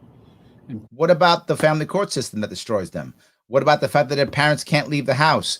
What about the idea they don't have jobs anymore? Does that affect them too? I think it does. Pulling the trigger or being the victim of on the other side of a trigger. For a fraction of the cost of gun violence, we can save lives, create safe and healthy communities. Look at that. And build economies that work for all of us. So I want to be clear. What he's just said is, if we just pass these 4 laws, this is what he's saying, then we have safe communities. The communities will be safe if we just pass these 4 laws. And the sad part is there are people who watch it who went, yeah, that makes great sense. We should do that. So those poor black people will have good, safe communities if we just pass these 4 laws. That'll work. They're believing it. It's not true. No one will shoot Asians anymore. If we just do these 4 laws, then no Asians will be shot. That's what he linked all of this together. He linked everyone. There'll be no more school shootings if we just pass these 4 laws. And those and you know what else happened? Women won't be killed by their lovers anymore if we just pass these 4 laws. That's what he's saying. And we'll build an economy. He mentioned economy on this one. We'll have the economy will come back. Pass these 4 laws, the economy comes back. This is magic. If he's right, I'm in. I think we all know it's not true. And save billions of American dollars. Billions of dollars. In the meantime. Look at that. Much of it, as Senator Cicilline knows, is taxpayer money. Ooh, see, now you came through. How we saving money when he goes, much of it is taxpayer money. He wouldn't even say most of it. He tried to go, and it's because that $280 billion is not taxpayer money. It's not government money. This is all like stuff that actuaries put together. That $280 billion is a complete bogus number put together by actuaries who pulled shit out of their ass. Sorry. Apologize for my language, but it's just total garbage. Finally, the Bureau of Alcohol, Tobacco, and Firearms, the key agency enforcing gun laws, hasn't had a permanent director since 2015. Okay. Today, it's not a bad thing. I'm proud to nominate David Chipman to serve as a director of the AFT. To be forward, David Chipman is literally a gun control advocate. That's who's running the ATF. I guess it's a good choice for what you want. David knows the AFT well. He served there for 25 years. And Vice President Harris and I believe he's the right person at this moment for this important agency. That is brilliant. I've said before, I love this. My job, the job of any president, is to protect the American people. I cannot tell you how much I hate that. And this happened so much under the George W. Bush. My job is to keep the American people safe. And Obama kept parroting that stuff. Trump kept parroting that. And now he's parroting that. And now my governor is parroting that. And my mayor is parroting that garbage. I will ask any of them, my mayor, my governor, this president, Trump, Obama, George W. Bush, at what point did you take an oath to protect every American or keep Americans safe? I will tell you, never. You made that up. Never. You never took that oath. You take the same oath that I took as a Marine, which is defend and protect the Constitution, not every single American. That's not my goal as a Marine. Was not to protect every single American. It was to protect the Constitution of the United States. So the United States existed and the government survives and the Constitution is strong and we have our rights. That's what I did as a Marine. Well, what I signed up for. At least I don't know if I actually did it. That's what I signed up for. That's what he signed up for. That's what all the presidents sign up for. That's what all the governors sign up for. And all the executives sign up for. Their job is to enforce the laws. That's literally their job. Enforce the laws, defend the Constitution. That's what they're supposed to do. But now it's, I got to protect everybody from everything at every time. Public safety, epidemic, war on drugs, everything. If I want that kind of help, I should be able to go get it. Yes. Maybe not from you. Maybe from my community. Maybe from government. Maybe from a private company. Whatever's appropriate in my world. If I want that help. You shouldn't be there to be my mother or my father. That's not what I'm looking for. And what most people should be looking for. But sadly, this has become the norm. Since 2001, it is the norm. Every executive says it and parrots it. And so now what do? Yeah, he's got to keep us safe. That's his job, to keep us safe. So we go in cages. It's not his job. Whether Congress acts or not, I'm going to use all the resources at my disposal as president to keep the American people safe from gun violence. But there's much more that Congress can do to help that effort. Okay, tell me. And they can do it right now. Okay, right now they can do it. All right. They've offered plenty of thoughts and prayers, members of Congress. That's true. But they've passed not a single new federal law to reduce gun violence. Because the only way you can do anything, and this I think he actually believes, is you have to pass a federal law. That's the way. You know what we should just do? We haven't thought about this. I know no one's thought about this. I'm a genius. And let me tell you what we thought of. What we should do? Let's outlaw mass shootings. Done. I'm a genius. pass a federal law banning mass shootings. So you can't shoot you cannot do a killing, any kind of murder or killing, more than 3 people. Let people do 2, no more than 3 against the law. Done. Problem solved. We just pass a law. It'll be over. Oh, wait, that's already a law, isn't it? Ooh. Maybe I'm not so smart. Enough prayers. Time for some action. All right. I believe the Senate should immediately pass 3 House-passed bills to close loopholes that allow gun purchasers to bypass background checks. So is that what happened in these mass shootings, or is that what happened in the gang-related violence? Are they going to gun shows to buy their guns in the gangs? The vast majority of the American people, including gun owners, believe there should be background checks. That's true. This is a valid point. People do agree with background checks. And some people tell me, Larry, you're okay with the 3-day waiting period, but you're iffy on background checks. And it should be the reverse. People tell me that. And I'm not sure. The reason why I'm not sure is because the background check isn't what I think it is. The background check that says, are you a felon? I don't care if you're a felon. Are you serving time in prison? If you are, you don't get a gun. You're in prison. You shouldn't have a gun in prison. But you've done your time. You've paid your debt. You're out. Why don't you get your rights back? Why would you not be able to have a firearm once you've paid your debt to society? You did your time. You did your crime. You come out. Join society again. Or don't come out. You're out. You're one of us now. Defend yourself. What's wrong with that? No problem at all.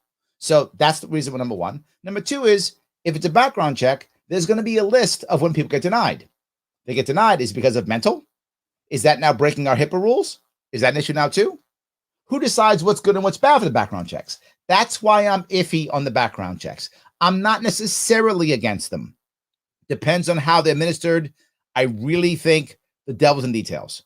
So you show me how it's going to be done, I could be okay with it.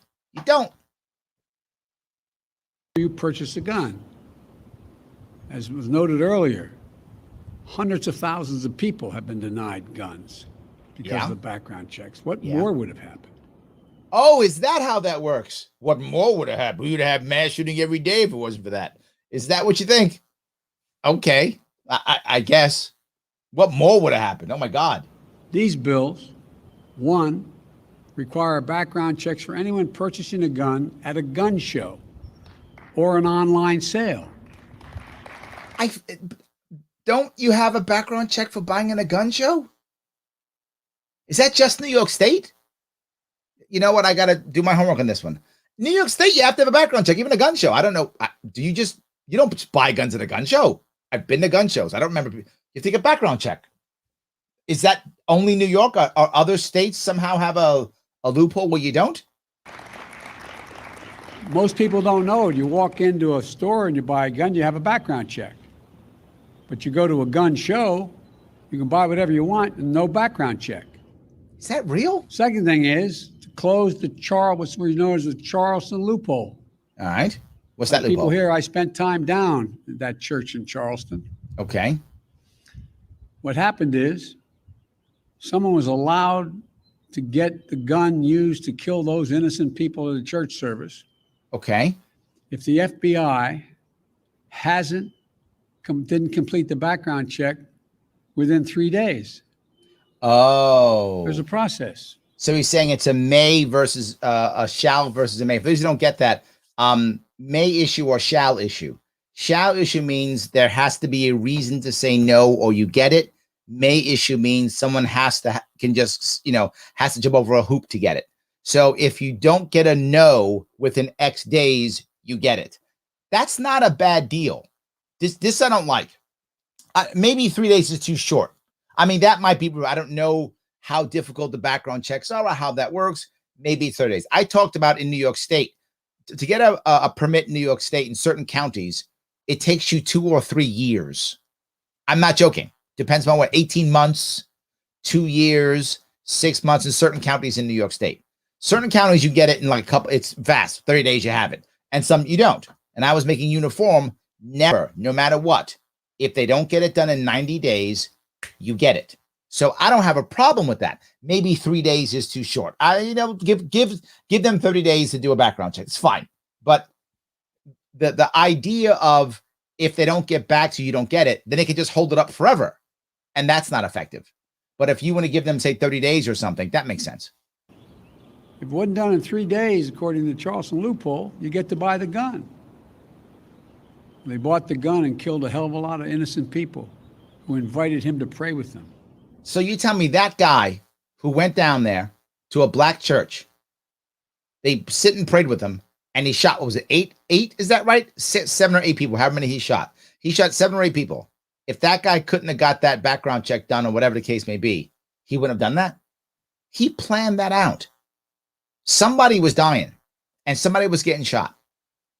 That was happening. He planned that out. And 3, reauthorize the Violence Against Women Act, which is so-called close the boyfriend and stalking loopholes to keep guns out of the hands of people found by a court. Yeah, but it's a family court. See, that's the problem. There's the problem. I get what you're saying, but for those who don't know, in many cases across the country, I know in New York State and certain other states too, the family courts are not criminal courts, but they use the cops and they do things that are criminal. So they wind up giving you, an order of protection, and cops, of course, enforce the order of protection. The problem is cops are accustomed to having due process. So when a cop sees the order of protection or whatever the case may be, they assume there was due process because in a criminal world, there usually is, right? There's due process. So the cop assumes due process. In family court, no requirement for due process.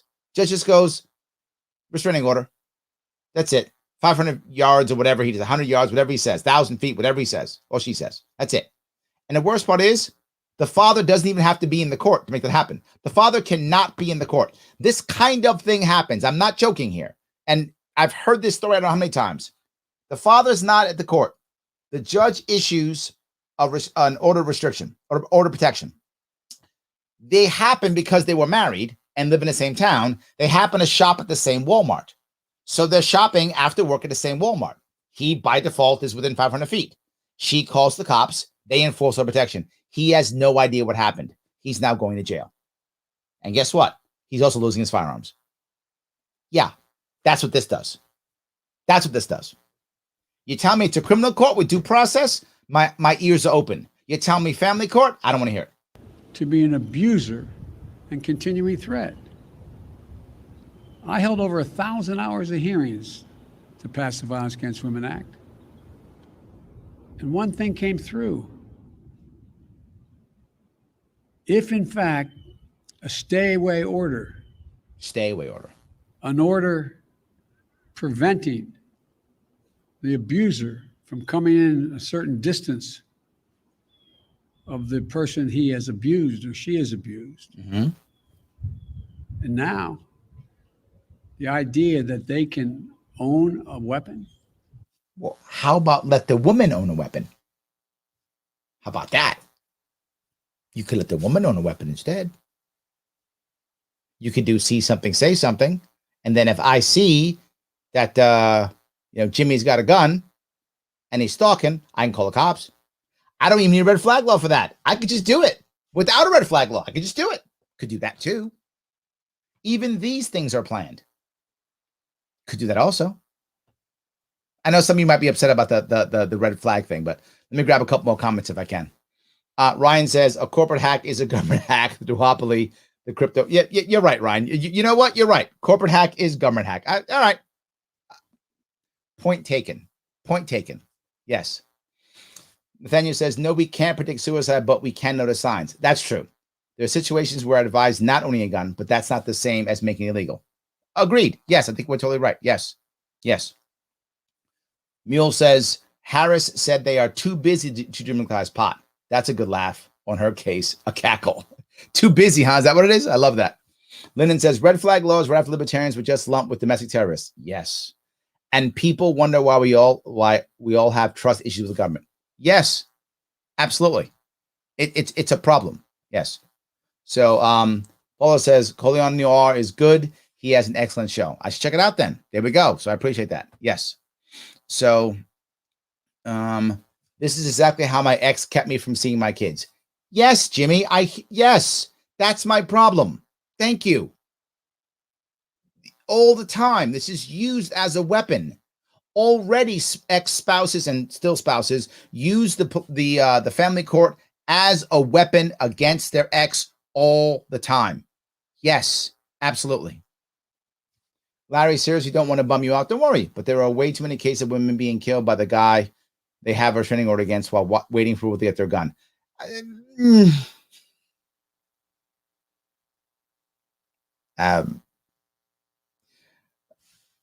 Well, you bummed me out. See, it's fine. It's fine. I get it. I guess what I'm saying here is I guess what I'm saying here is what hill can we actually take? If you're looking at this, everyone's looking at what's happening, right?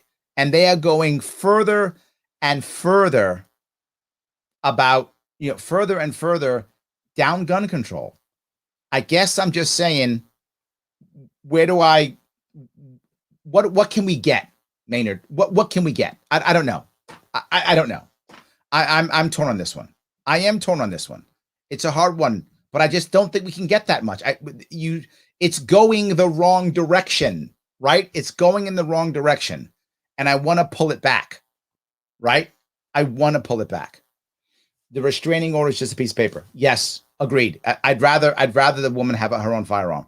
Yes. Polo says the shooter at the black church was sickeningly racist and dangerous. He was hell-bent on killing black people. Yes, I agree. If he had not gotten that gun, he would have got something else. You're totally correct. That guy was, yes, that was a see something, say something. Absolutely. Yes. So, this is something else. True, I don't know one FLL dealer that will sell you a long gun without a background check. Yes, just for liability. It's not law, but they see it as best practices. Yes, that's what I'm saying, Matt. Every gun show I've been at, I'm not a huge gun guy. I'm not, but I've been to gun shows before. I know guns. I've been around them before. I don't remember any in New York State. I mean, I've only been to gun shows in New York State. I've been to armories outside of New York State and firing range outside of New York State, but I've only been to gun shows in New York State. And every gun show, every one of them, background checks. Every one of them. So unless New York is special in that regard, people get background checks all the time.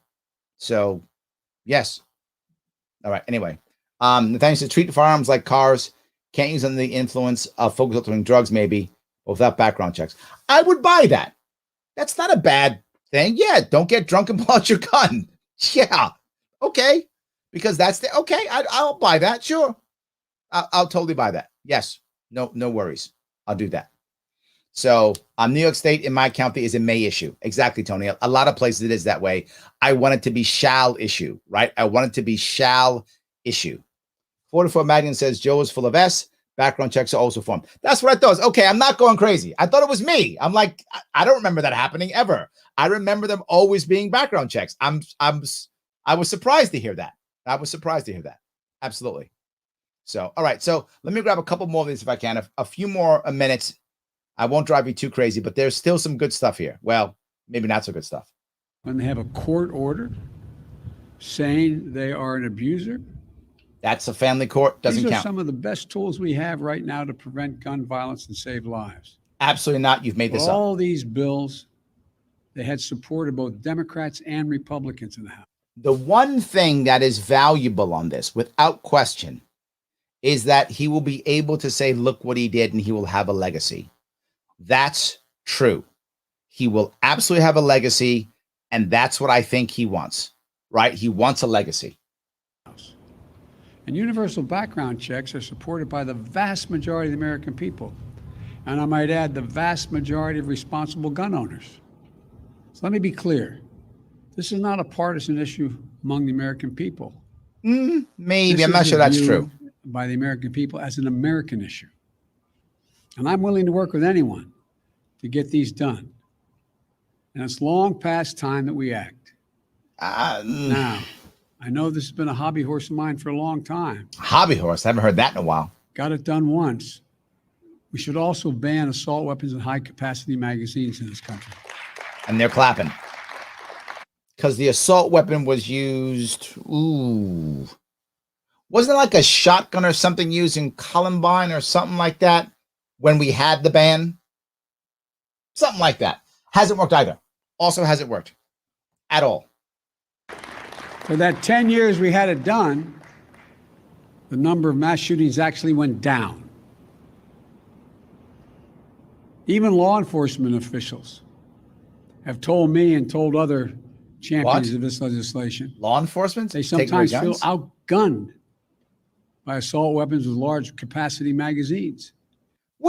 How often does law enforcement go up against assault weapons, whatever that is, assault rifles, whatever,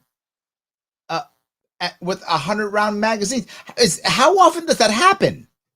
Is that a thing? I mean, I'm sure it does happen sometimes, but how often? Is that like every day? Once a year? I don't know what we're talking about. It just seems insane oh my God, they're all outgunned. So there are literally hundreds of people outside right now running around with these high capacity magazines shooting cops? Is that happening? This is just making stuff up. There's no reason someone needs a weapon of war with 100 rounds, 100 bullets that can be fired from that weapon. 100 bullets. These are big bullets. Bullets are huge. I guess the question though is then, who decides how much you need? Is 5 the right number? 10? 35? What's the right number? Who decides that? You? You gonna tell me how many I need? Nobody needs that. Nobody does. Nobody needs that. Okay. We got that done when I was a United States Senator. It wasn't easy going up against the gun lobby, but it saved lives. And we should also eliminate gun manufacturers from the immunity they receive from the Congress. You realize they're clapping on this one. Again, the people here, because they're so knowledgeable. Watch how he connects these two. Watch this. Knowledgeable on here in the Rose Garden. But most people don't realize the only industry in America, a billion-dollar industry, that can't be sued, has exempt from being sued, are gun manufacturers. Okay, but imagine how different it would be had that same exemption been available to tobacco companies. Okay, who knew and lied about the danger. He just linked tobacco companies who knew and lied about the danger of cigarettes to gun companies. Is there any gun company saying, shoot these guns, it's fine? Who gets killed by a gun? Nobody. Is there any gun owner who goes, these guns are completely safe, you can fire them randomly in the air? Who cares? Doesn't everybody know? And when I say everybody, I mean every single adult who's watched TV or been around people or read a book or been on the internet. Don't they all know that guns are dangerous tools? That you could be killed with a gun? Doesn't everyone know that? How are the gun manufacturers hiding this like the tobacco people? Tobacco people literally hid it and lied and allowed propaganda to come out that said tobacco was healthy for you. All that stuff. Maybe I'm wrong and I missed something, but I don't ever remember the gun manufacturers going, oh, guns are great, give them to your kids. I don't remember that ever. So linking those two together is dishonest. It simply isn't true. If you were to allow people to sue gun manufacturers if their guns kill people, that would be similar, I think, to, I don't know, suing a car company if your car goes too fast. Am I wrong? My car went really fast. Yeah, it's a car. Yeah, but it went too fast. So I'm suing you because it went too fast. It's a car. My gun killed somebody. Oh, it's different. My gun killed somebody. Yeah, it's a gun. This part I don't get. And they're clapping. Yeah, we got to sue these gun people because their guns are actually killing people. It's a tool to kill people. They were causing the cancer caused and the like. Imagine where we'd be. But this is the only outfit that is exempt from being sued. If I get one thing on my list, The Lord came down and said, Joe, you get one of these? Give me that one. Oh, my God. Because I tell you what, there would be a come to the Lord moment these folks would have. I'm telling you, when it comes to coming to the Lord or coming, I think the gun manufacturers are like, you're going to kill us. You're going to destroy us. And the lawyers are like, yeah, we get to sue more people. Cha-ching. Trial lawyers are going to be like all over the place. Real quickly. But they're not. They're not. They're exempt. So let me grab a couple more comments on this here. I appreciate you guys giving me so many comments. So Rob says domestic violence is an international issue, and we are one of the few nations who have the right to own a gun. That's true also. Listen, guns don't kill people. Dads with pretty daughters do. Nicely done, Ryan. I like that. Tony says, Larry, not many gun shows left on upstate New York. That's true. There are fewer of them, sure. Also, I've never not seen them not do a background check. I agree. Of any sort. The claim of no background check at a gun show, in my opinion, false. Thank you. I'm not crazy. Yes, I see that. Every gun show I went to, that happened. So I appreciate that. Rob says, I don't see how the gun is the problem. In fact, the laws are constantly used to remove men from the home. And then we wonder why some men go crazy. 100% yes. Totally true. Yes, absolutely. So, Maynard says, I feel you, Larry, but how long will we continue to negotiate our rights away before we don't even have the ability to negotiate for our rights? Every generation gives away more of our rights. Valid point, brother. Valid point. Valid point. You got me at a tough spot. Valid point. So, all right, let me grab a couple more of these if I can.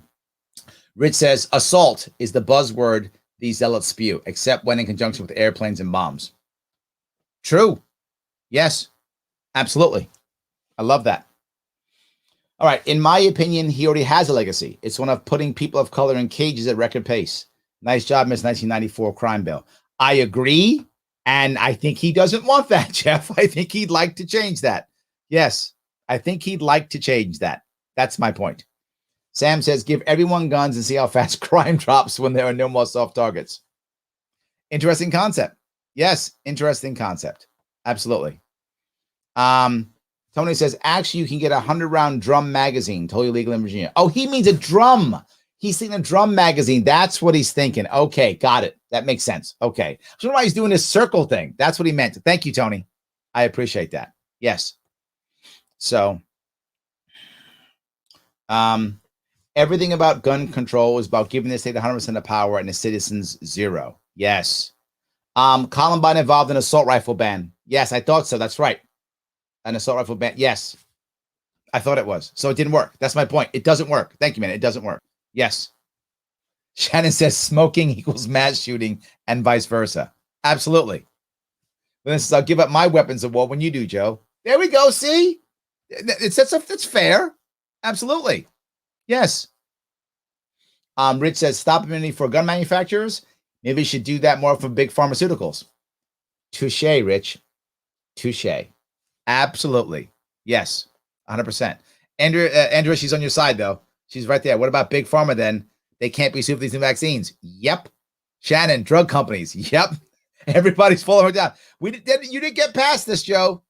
You didn't get past this on this one. Absolutely. 100%. Absolutely. There we go.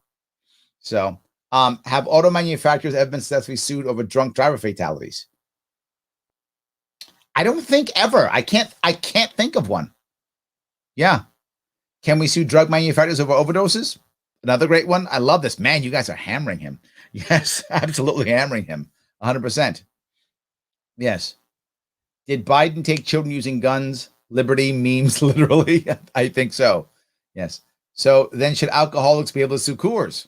Look at that. We are killing them. I love that. There we go. That is so good. All right. I bet the sirens are intentional for dramatic offense. Defect. Maybe. It's possible. Absolutely. Let me grab a couple more of these. Keep going here.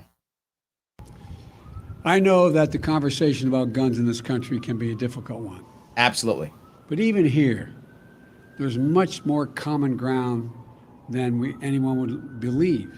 There's much more common ground. Everything that's being proposed today is totally consistent with the Second Amendment. I don't know how you can say that. There's a wide consensus behind the need to take action. Okay, there's two things. having a wide consensus doesn't mean it's constitutional. I'm just saying that. Doesn't mean it's right. Doesn't mean that. For a long time, most people, including many women, didn't believe women should have the right to vote. There was a consensus that women shouldn't have the right to vote. And it was wrong. And it wasn't right. And it wasn't constitutional. I don't care what you say. It was a bad idea.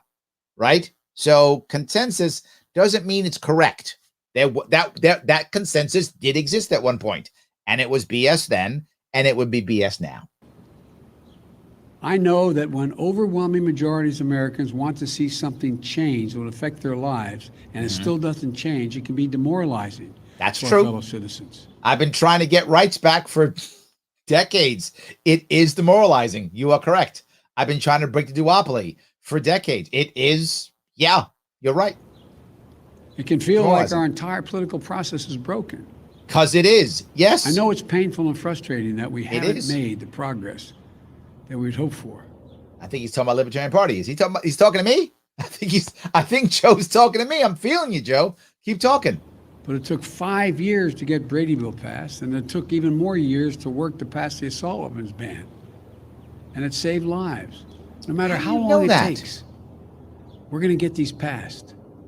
We're not going to give up. How do you know it saves lives? We have an opportunity to fulfill the first responsibility of government, to keep our people safe. That's not the first responsibility of government. Keeping our people safe is not the first responsibility of government. Why do we keep saying that? No one even pushes him on this. I feel like I'm the only guy saying your job isn't being my dad. That's not, I mean, you're a nice guy, Joe, and I'm sure if I met you, I'd like you, and I'm sure we get along. But I don't want you to be my dad. That's not your first job. And in the process, we can show the world and show ourselves that democracy works. That we can come together and get big things done. That's I look around and see such brave survivors sitting out here in the Rose Garden. So our economy is trashed. People are committing suicide at massive rates. Our small businesses are devastated. Our entrepreneurial spirit is in the garbage. And you're like, you know, we could do big things, like pass laws that will stop gun trafficking, because that's the number one thing in everyone's mind right now. Public servants who devoted their lives to dealing with this. Advocates who feel strongly and are pushing every day to make the rational changes. And courageous parents and family members. I know the progress, even in this most difficult of issues, is possible. So, folks, tell me, folks, this is just the start. We got more coming. To do. Okay. But I know almost every one of you sitting in the garden here. None of you ever given up. We're not going to give up now. This one you should give up on, Joe. You should give up on this one. You absolutely should. Then Merrick Garland comes on and talks about more stuff he's going to do. How he's going to attack more people and make stuff even worse. So let me go to him real fast if I can. Now Garland comes on. They wipe it all down because I guess they all have COVID, I guess. Or might have it.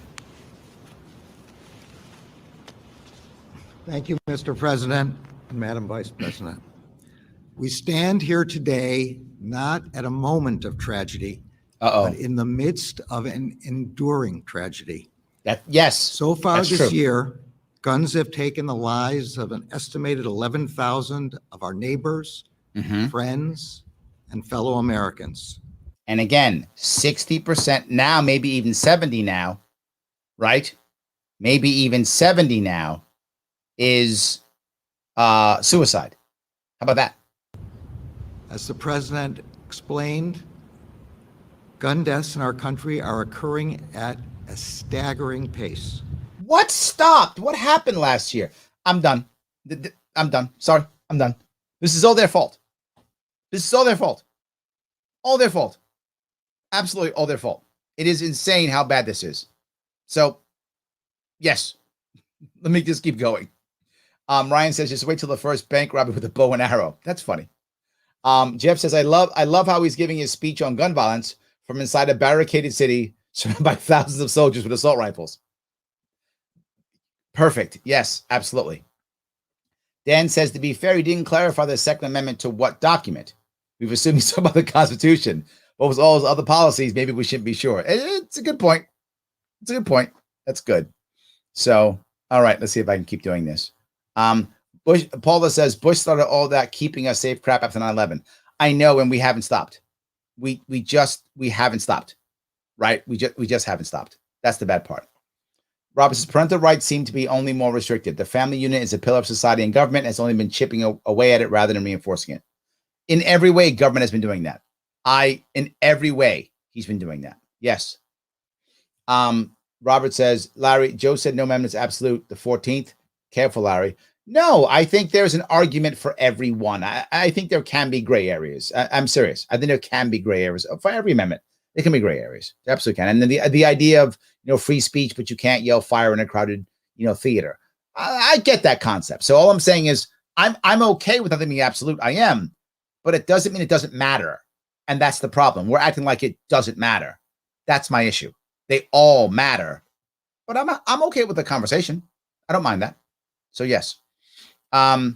Yes, Jody, 8,000 were suicide. Absolutely. Yes, absolutely. It's just, yeah, it's a pain, right? Anyway, I'm sorry. Sam, way more people die from medical malpractice than guns. Why not bad doctors? I like that. I like everything you're saying. Guys, I'm not going to go any further on this. I think we're depressed enough. It's okay. But there is one. I mean, Maynard's going to make me want to not do this anymore.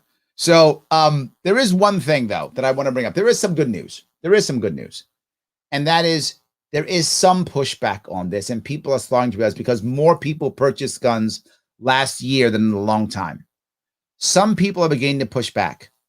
I think we may be able, if we do this right, bring the attention to the real issues, which is unhappy Americans, which that's the main issue.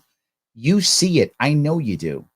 You see your friends, your families, maybe you or someone close to you who just isn't the same since, a couple years back.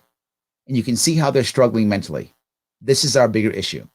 If we actually want to be brave, make this a piece. And you have many times in the show seen me talk about mental health, talk about suicidal ideation, talk about people struggling and in pain. And we should talk about it more because when you're hurting, I don't want you to internalize and be self-destructive or outside, take that self-destruction and point it outward and hurt people outside. I don't want that. I want you to get help if you need it, to talk to somebody if you need to, and to not think you're going to lose your firearms, lose your rights. That's what I want us to do. That's the real problem. That's the real issue. And that's the hard one. That's the one that most people don't want to pick up because then I have to tell you that I'm imperfect, that I felt the same things you felt. Then I have to be human. Then I have to accept you, that you're just human and that you can have the same pain and worry. I'm not okay with just passing laws for everything. I'm much better with us trying to be a better community. Sermon is over. Guys, thank you so much. Please follow me on my Sharpe Way Twitter. Follow me on all my Sharpe Way properties. It does matter. Please follow me on those properties. If I might get canceled as Larry Sharpe, so I got to make sure I have a backup. Please follow me on all those things. Always like, comment, and share. If you like what I'm doing and it makes sense to you, then do me a favor and support me. Patreon.com/SharpeWay so I can keep doing this and get better equipment and start hiring some more people to do more work, to do better clips, to all the things that matter to make us grow. That takes time, it takes money, it takes energy. If you can spare some, please do so. And if you can't, no worries. Take that police accountability survey. That's free. They're my sponsor. They want it. I want it. Take that survey. It's 5 minutes of your time. Please do it. And when you're done doing it, complete it. And when you're done completing it, share it. All right, guys. Have a great weekend. I will see you all